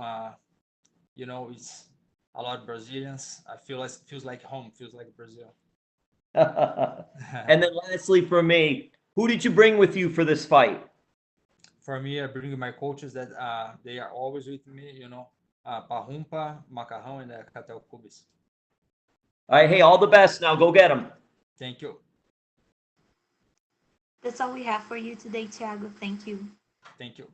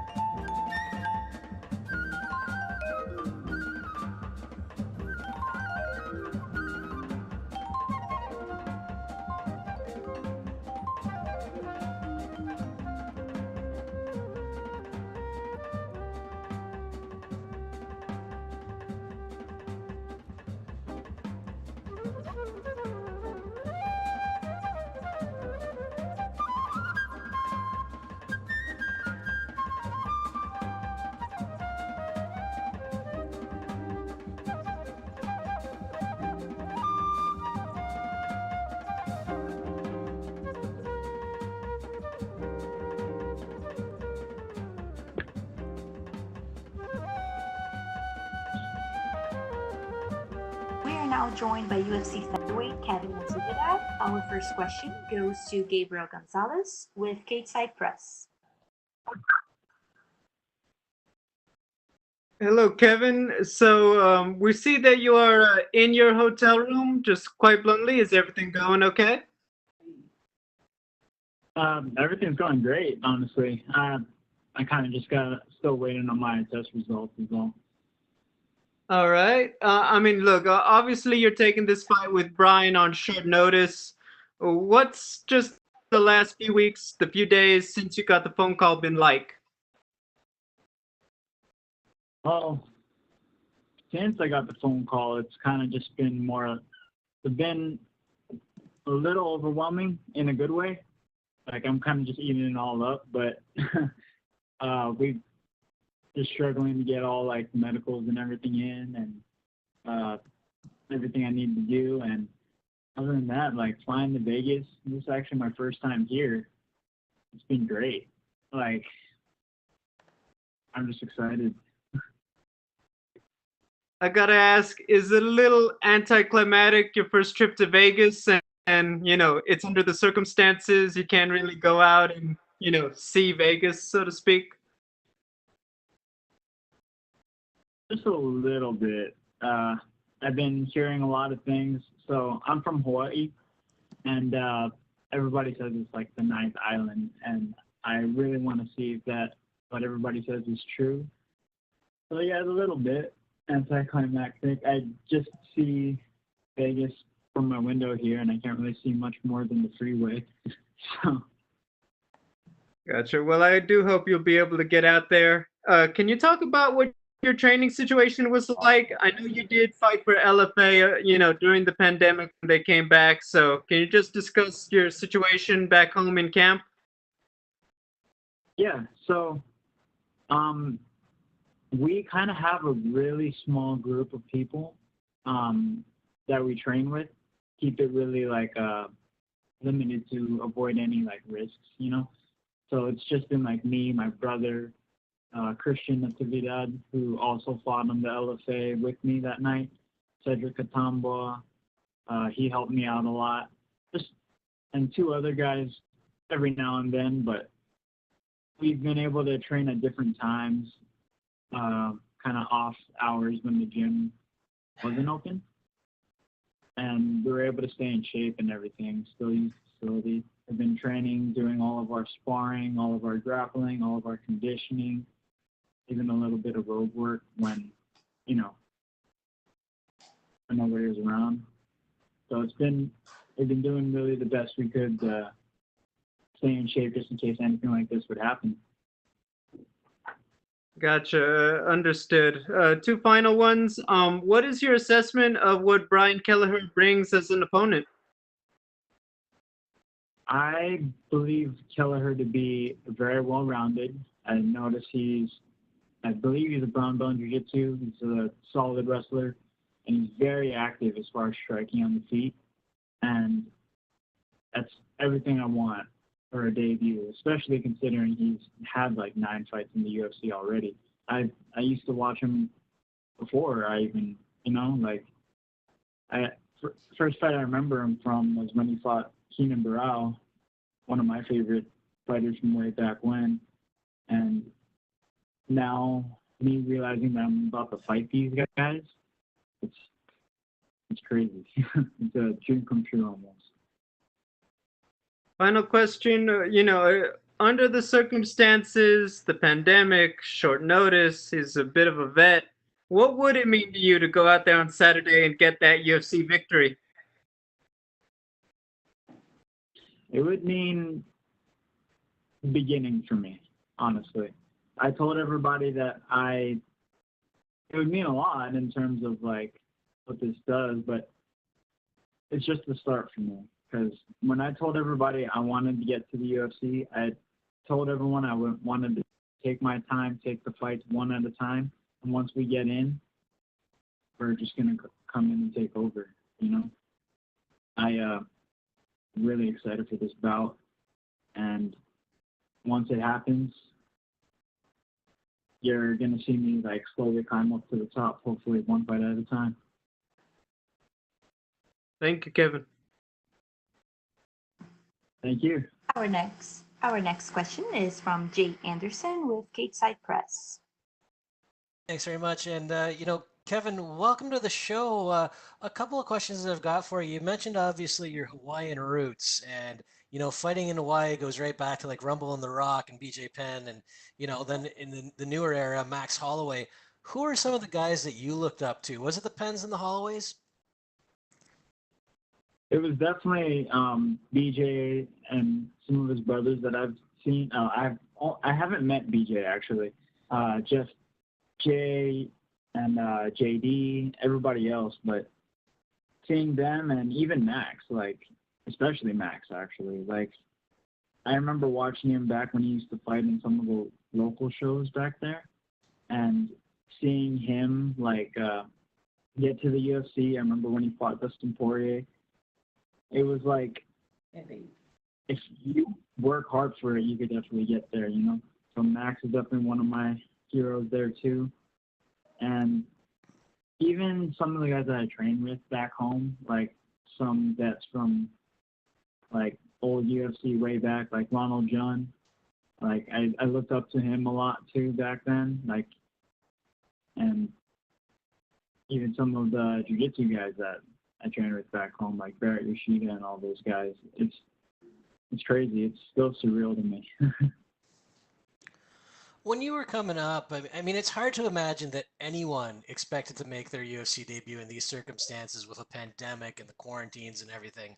But when you did picture finally making it to the big show, was a short notice fight something you always kept in mind? Were you thinking maybe you go through the Contender Series? How did this look in your head? Originally, I thought I would get through the Contender Series because that's kind of the image my coaches kind of got me through. But honestly, I was ready for whatever, whenever. I stayed ready just in case anybody would pull out. I think I mentioned it a whole bunch, like on social media.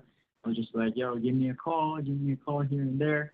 Even for other local shows and everything like that, I just wanted to fight. But for the UFC, like,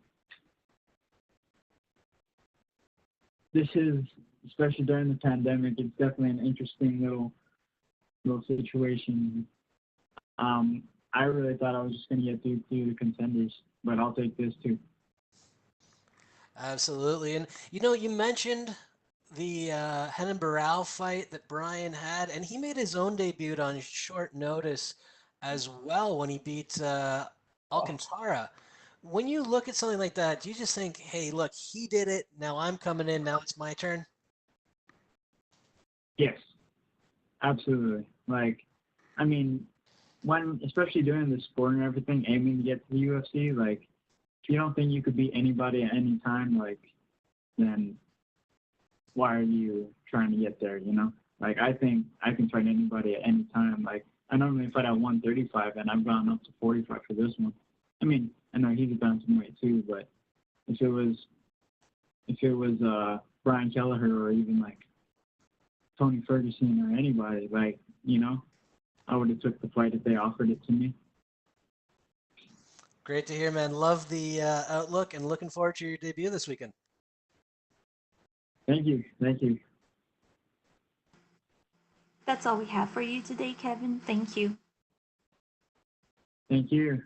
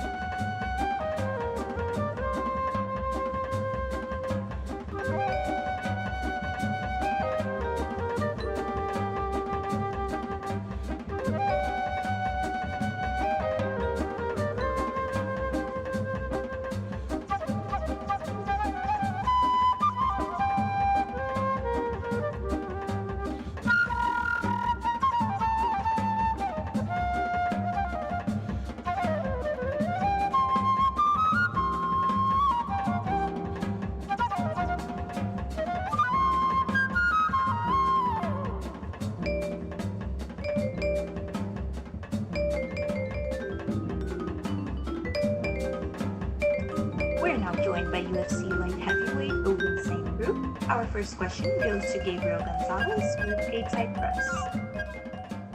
About 15 minutes, right? Hey OSP, how are you? I'm doing good. Yourself? I'm doing well. The obvious question everyone wants to know, can you just walk us through last Saturday? Like, when was the last test you took that came up positive? Was it the Friday? That Friday before, yeah, that Friday that we had to take the test. And I took another one Saturday morning that also came out positive too.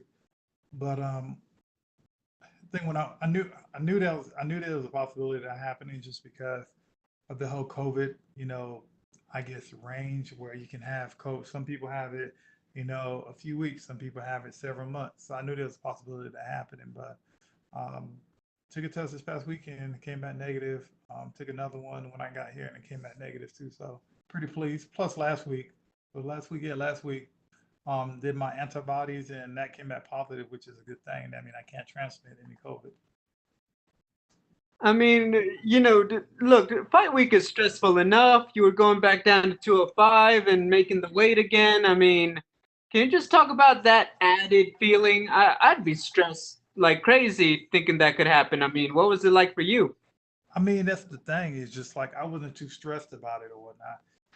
Things happen. Things go. It's out of my control. The thing about it is, being stressed out. For me, being stressed out is me trying to figure out a way to deal with something. Me trying to figure out to make it benefit me, and I don't need to worry about that. That's me trying to control the situation. The last thing I want to try to control something I have no control over. So my whole attitude is mainly that of effort. So whatever happens, happens. If I fight, I fight. If I don't, I don't. I know I'm eventually going to fight. Still in good shape. Weight cut was easy. This weight cut is going fantastic. So that was my whole mentality. Just effort. Whatever happens, happens. Can I ask, how have your tests been looking this week?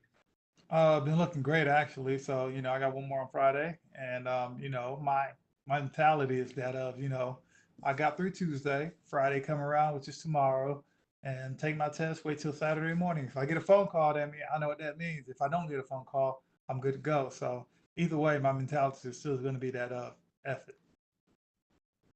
I mean, you're a big athlete for 205. Is there any struggle with making that weight twice in 1 week? Well, it's not 1 week, it's 2 weeks. So they wanted me to fight last weekend. I was like, nah, that's not going to happen just because typically, the fight was Saturday. I done the carb load, had my sodiums back in me. And typically around that time is when I'm water loading. And I was like, no, you're going to have to give me another week or we can do a catch fight. But, you know, they set it off for 2 more weeks after that, which is perfect. But other than that, man, like it's crazy because I actually, like my best fights that I've had is when I came in, you know, at like a 15-pound weight cut or a 14-pound weight cut, which is easy for me instead of me coming in at a 25-pound weight cut. And when I come in at those 25-pound weight cut, I can feel the effects in a fight. So this time around, I made sure my weight stayed low. I think I was under 225 pretty much the whole month of August. And, the last few weeks, I was jumping back and forth between 221, 222. Even when I got here Tuesday, I was like right at 220. So that's 14 pounds. And now I only have 5 pounds to lose. And I'm not hurting at all. Gotcha. I mean, my final question, obviously it's the same opponent. It has been too long. You get a couple extra days. Do you do anything in terms of, oh, well, let me watch more tape, let me drill more this? Or is it just, hey, you just kind of keep yourself in shape and you wait for for your rescheduled fight? I mean, it's not even keeping myself in shape. It's just maintaining. That's my biggest thing is maintaining. You still can throw a little bit of stuff in there because we had time to do that. But other than that, there's not much you can do. And to be quite honest, too, like even taking the fight, like I was supposed to fight somebody else, and I woke up like on a Thursday, Thursday a week before my fight, saying, "Hey, you got fighting Alonzo Menifield," and I was like, "All right, cool." So I've done it before. I've taken fights on short notice before. It worked out for me. Sometimes it didn't work out for me. But other than that, there's not much to do. My trainer understands too. Like, I'm pretty well rounded everywhere I go. Whether it's my stand up, the wrestling, or the grappling aspect about it, and he knows like I can adapt to situations extremely fast. So that helps out tremendously for him to let me know, be like, okay, we have a specific game plan, but I'm gonna let you freestyle this one yourself. Gotcha. Hey, thank you. Best of luck. Thank you. Our next question is from Jay Anderson with Gateside Press. Hey, Ovens, welcome back. A couple of quick ones just to follow up. When it comes to COVID, we heard that you had previously contracted it. Your management company mentioned that. Do you have any idea how you actually caught it, who you caught it from? Man, not necessarily. I really don't. I mean, to be honest, too, man, it's just like I tell people, you can't play it safe in a fight game. You can't, just because you're gonna have to be around people. If you got a fight coming up, either you're gonna tiptoe on the eggshells and try to play it safe and be like, oh, I don't want to catch COVID, or you're just gonna be out there. Again, my mentality was that of F it, just because. And at the end of the day, the way it's looking like, there's gonna be a point in time when everybody get it. I was telling myself 2 months ago, like I wanted to have it in my system 2 months ago just to get it out of the way, just because, like it just everything that you do, you have to tiptoe. You have to tiptoe. So my mentality was, I'm not doing that just because I want to get the best out of my performance, especially when you got to have a fight. You're getting ready for a fight. You don't want to go in there. You don't want to go into training camp like kind of half-assed and everything. So I was like, you know what? I'm just gonna go in full tilt. I was still working out. I was doing everything. I made sure I took precautions and whatnot. But other than that, when I was in the gym, there's no taking precautions in the gym. It's almost impossible to do that. You know, you're an athlete, you're obviously in optimal shape, so you're probably pretty low risk in terms of the impact. But how hard is it to keep your focus on an opponent and on training when in the back of your mind you're going like, man, I've also got to fight off a serious disease? I mean, I didn't think about it at all because I didn't know I had it. I didn't have any symptoms at all. I think the only symptoms I had was like, I right when I was actually like typically when I end up changing my diet to like make sure I'm eating clean, pretty much everything clean. My body started going through changes. I think I had a fever like 101, and I woke up like at 1 o'clock in the morning. I woke up, at 8 o'clock, and it was like 97. And then after that, I hopped on my mountain bike, went for an hour and a half ride at at Baker's Creek in Knoxville. Then from there, I turned around and had a 4.5 mile run that night, and I was like, man, I feel great. So, I didn't even know I had it until like, my trainer's wife was going in. She was like, well, I've been around my family. I'm just gonna go get tested. And I was like, you know what? Last time I got tested was in Jacksonville. Let me go get tested. And it came back positive. I didn't have any symptoms at all. So it's different. Like do I believe all the hype about COVID? I do. One of my fraternity brothers got it, and he was in the emergency room. But he said he was in the hospital for 3 days. But and I had it, and I was perfectly fine. So I don't know. Well, glad to hear that you've gotten past it. Glad to hear that he's out of the emergency room. Want to go on a different track and ask you about something else. You were at heavyweight for your last fight. It looks like John Jones is going to be fighting at heavyweight moving forward. That's a guy that you shared the cage with. How do you think he fares up there? Um, he should do good, man. A lot of the heavyweights, if he does what he does, like John got a good thing of luring people into the fourth and fifth round and kind of wearing them out that way. But he got a lot of tools that he can actually, you know, he switches stance, confuse heavyweight. His wrestling is going to be good within heavyweight. His reach is going to be bigger than a lot of the heavyweights. But the only thing he really got to watch out for is the power of the heavyweights and the weight of the heavyweights too, because a lot of times it it's good, but moving a heavyweight is completely moving a guy that's 205. Because you weigh in at 205, the next day you 220, 225. And my heavyweight I fought, I fought when I fought Ben Rothwell, he was at 265, and the next day I'm thinking he was 15, 20 pounds heavier. It becomes a little difficult trying to move a weight like that. That's the only thing. Is just like, if he can prepare himself for that, I think he'll do really good at heavyweight. does his absence from the 205-pound division kind of renew the fire in you? Because the only two people who have held the 205-pound belt for years are John Jones and Daniel Cormier. Now one's retired and one's moving up. It really feels like a brand new ball game. I mean, it does, but you know, the thing about the fight game is either a champ is going to vacate his title, or you know, everybody is going to end up changing throughout the years and whatnot. You know, the 205 division is one of the division that didn't change a lot at all, and you know, it does a lot of fire in me. It didn't. My thing is, I'm doing the same thing I always kept on doing, one fight at a time until I get to that number one spot. And last one for me, obviously the title fight is booked. Jan Blachowicz and Dominic Reyes. Who do you see walking away with the belt?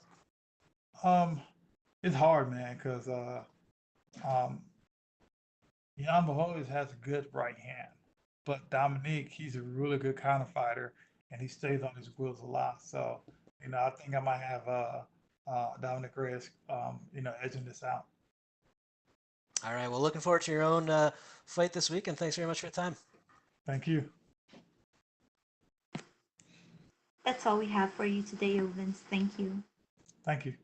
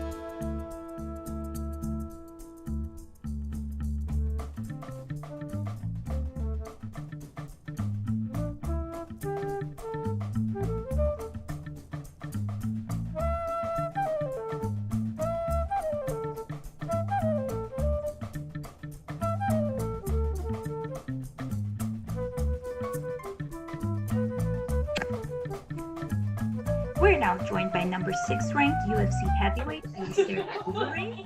Our first question goes to Gabriel Gonzalez with Stateside Press. Hey, Alistair. So quite a lot going on. I want to start with something outside of this Saturday's event. I have to ask you about your old teammate. You've not only moved up from 205 to heavyweight yourself, but you've also trained with John Jones. How do you think John will do at heavyweight? I think it's a great addition to the heavyweight division. I'm actually excited. Oh, is that him? I don't know who this is, but I think I need to take this. 1 second. Hello? Hello?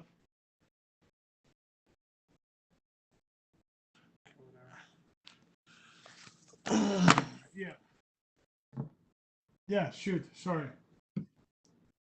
John Jones moving up to heavyweight. How does I'm it do? excited. Fresh blood. I trained with him. He's very capable. He's tough. He's good.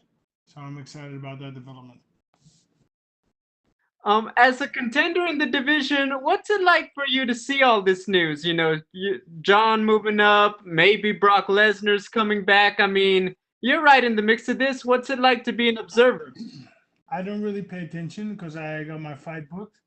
As far as Brock goes, I don't really think he's coming back. I was wrong the last time, though. I gotta ask you, we did speak to Derek Lewis a few weeks ago, talking about he was offered the fight. Very bluntly, what's your side of the story on whether or not the fight was offered with Derek? I didn't get any offer because I would take that fight. Why would I not take Derek Lewis? So he's lying, or he's misinformed. One of the two. Everybody's talking about, this is the one last run. I see you're kind of sharing those tweets and everything when the UFC posts them. I mean, you look like you're doing great. You seem like you're in a good mood this fight week. Does this still feel like the last, your last run, Alistair? Well, last run means last couple of fights, right? Let's not forget I'm 40. Just turned 40, I know. But yeah, I don't know. I'm enjoying it still, but I also believe that I'm getting a little bit old, I guess. Old and wise. Is there anything you do in particular knowing it's your last few fights? Like, do you talk with the guys in the gym a little longer after training? Anything like that, just to enjoy it? Not really. Maybe, if people need it, yes, but otherwise, no. Business as usual, then? Mm-hmm. Final question. What is your assessment of Augusto Sakai as an opponent? He's a tough guy, tough kid, up-and-coming kid. Up-and-coming kid, so it's going to be a good fight, good scrap. Thank you. Our next question is from Jay Anderson with Stateside Press. Thanks very much. And Alistair, first of all, I wanted to ask, the last fight with Walt was kind of a weird situation because you were basically the bad guy through no fault of your own. There's a big groundswell of support because of everything you'd been through. Is it kind of nice to just have a normal fight where everything's business as usual here? Well, I just see the sport anyways. So was it a bad guy? Maybe I was, but I kind of tried to approach the sport, and then it's not all that bad, I think. And absolutely, you're a total professional going in. It's just one of those situations, right?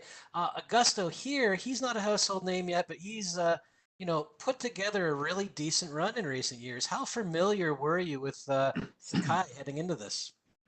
I think I've seen him fight once or twice. Not too familiar, but yeah, up and coming guy, right? We need fresh blood, and he's one of those fresh guys, young guys coming up. Tough, willing to fight anybody, anytime. So I'm actually excited about the fighting prospect, new blood. And over the course of your career, like you said, you just hit 40. You've been in the sport for a long time through multiple promotions. You fought essentially multiple generations of fighters in that time, and he's one of the new wave, I guess you could say. Have you seen differences between those waves of fighters and how they approach the sport, maybe how they train, the techniques they use? I think the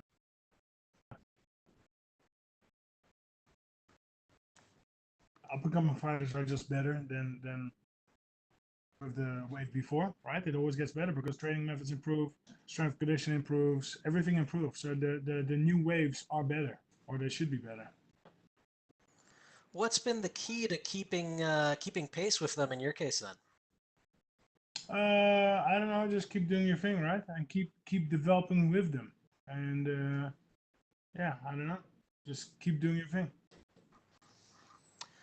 And I know you said you were excited for John Jones to arrive in the division, but as someone who is trying to work his way back to a title shot, is it frustrating at all that he could potentially jump the line, right into perhaps the winner of Stipe and Francis?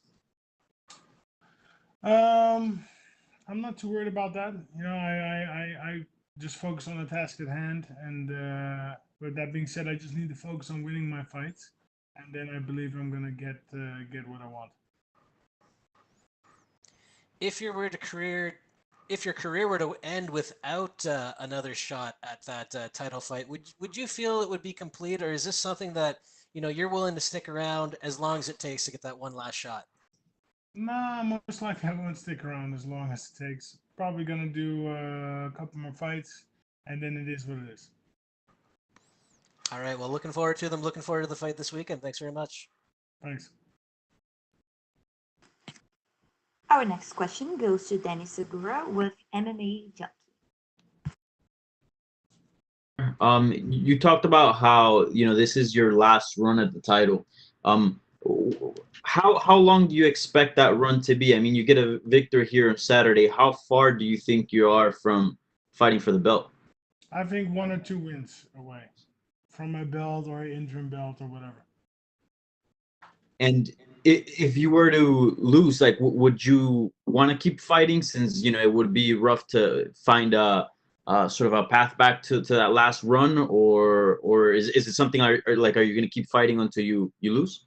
Yeah, I don't know yet, but most likely I'll finish on my contract. But we'll see. We'll see what happens. And right now, the heavyweight division is very interesting. Obviously, with John Jones moving up, Stipe being champion. You say, after this, it could be a fight or two, and you're up there. In your mind, who do you expect to fight for the belt if you get there? Who do you think will be champion? I have no idea. Right? Yeah, I have no idea. I've not even thought that far. Yeah. And does it give you some sort of focus? I mean, you're a veteran. You've been around the sport for a really long time. Knowing that this is the last run, has it given you sort of an extra focus, or sort of what's the feel knowing that sort of the end is near for your storied MMA career? Yeah, that's a good question. Yeah, what does it feel like? Yeah, I don't know. It will be a big shift, right? Because I've been competing for so long. It will be a big change for me to finally hanging them up.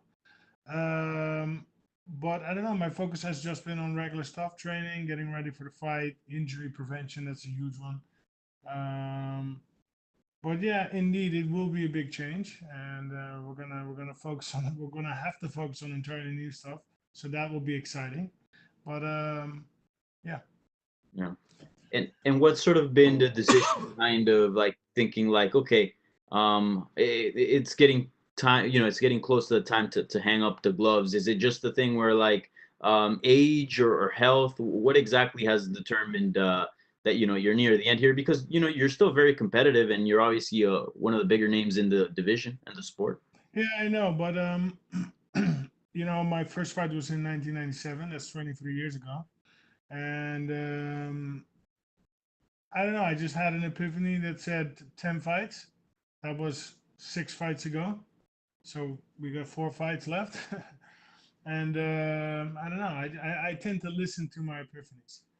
I also believe it's a dangerous sport. I also believe you shouldn't. I've been doing it for so long, basically a triple career, if you will, right? Let's say career is usually 8 to 10 years while I've been doing it. Then if I do a couple more fights, 24, 25 years, and that'll be enough.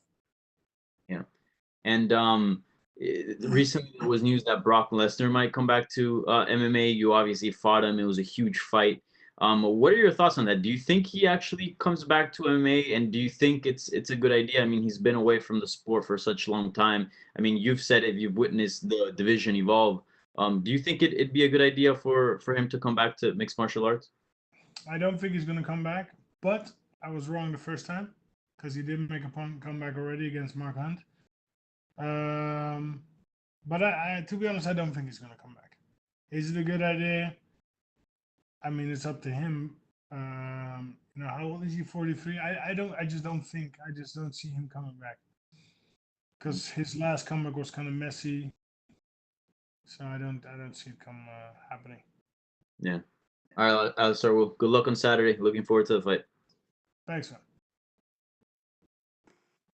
Our next question is from Augusto Sakai with Samus MMA. Alistair, how are you? Good, are you? Fine, thank you. Alistair, you have a ton of experience and you have lived a lot of things in this sport, but if you had to rank the craziest things that happened to you in your career, where would you put the fights during the pandemic?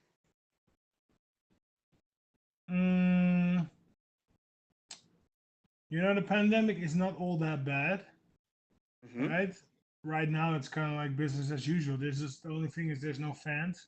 It's a little bit more quiet and calm. In the beginning of the pandemic, it was kind of end of the world and everybody was panicking a little bit, but in the end, it was not all that bad, right? Compared to what the news made you believe it was going to be. So, where do I rate this? Average. It's right in the middle. Yeah. So you're getting used to. So you're getting used to this new normality in the fight week. Well, it is my second fight. It's a little bit different than last fight, May 16. But no, it's all good to me. I'm not. I'm talking. Okay, and talking about the fight, what you should watch out for Augusto Sakai? Well, he's dangerous. He puts a lot of pressure. You know, he's like a tank. He can take a shot. So I just need to fight my fight, and I need to not fight his fight. And this is going to be Sakai's first 5-round fight. So would you try to make it a long fight and take him to the later rounds, or do you think that you have an advantage there? Taking him to deep waters. No, I definitely think the longer the fight goes, the more advantage I have. Cardio and shape is excellent. So yeah, let's see what it brings.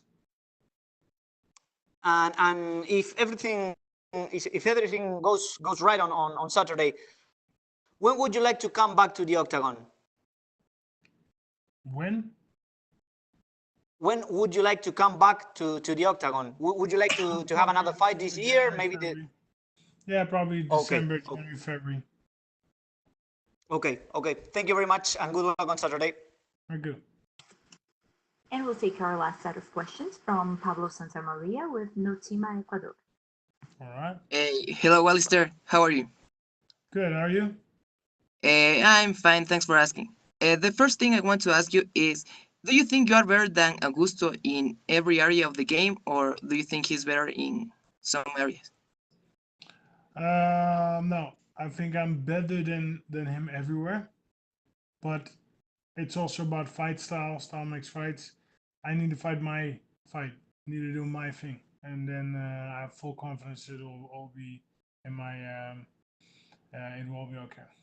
Okay, you said that you've trained with John Jones, and if UFC offers you to welcome him to the heavyweight division, will you do it or not?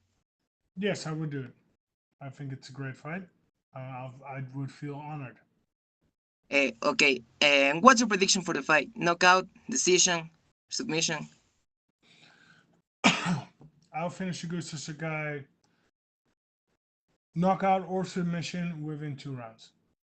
Okay, so you're a legend of the game, so would you like to send a message for your Latin American fans or your Ecuadorian fans that are training MMA so they can achieve what you've done in all your career? All right, to all my Latin American fans, I love your support and keep rocking. Okay, thank you very much, Alistair, and good luck on Saturday. All right. That's all we have for you today, Alistair. Thank you. All right. Piece of cake.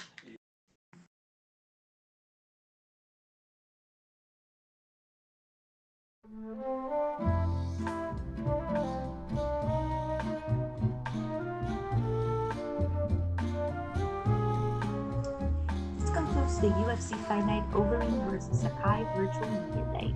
We would like to thank everyone for joining today's event. UFC Fight Night Overeem vs. Sakai takes place this Saturday, September 5th at UFC Apex in Las Vegas, with all fights carried exclusively on ESPN Plus in English and Spanish. The main card starts at 5 p.m. Pacific and the prelims kick off at 3 p.m. Recordings of today's interviews will be made available to media through email soon. Thank you, and you may disconnect.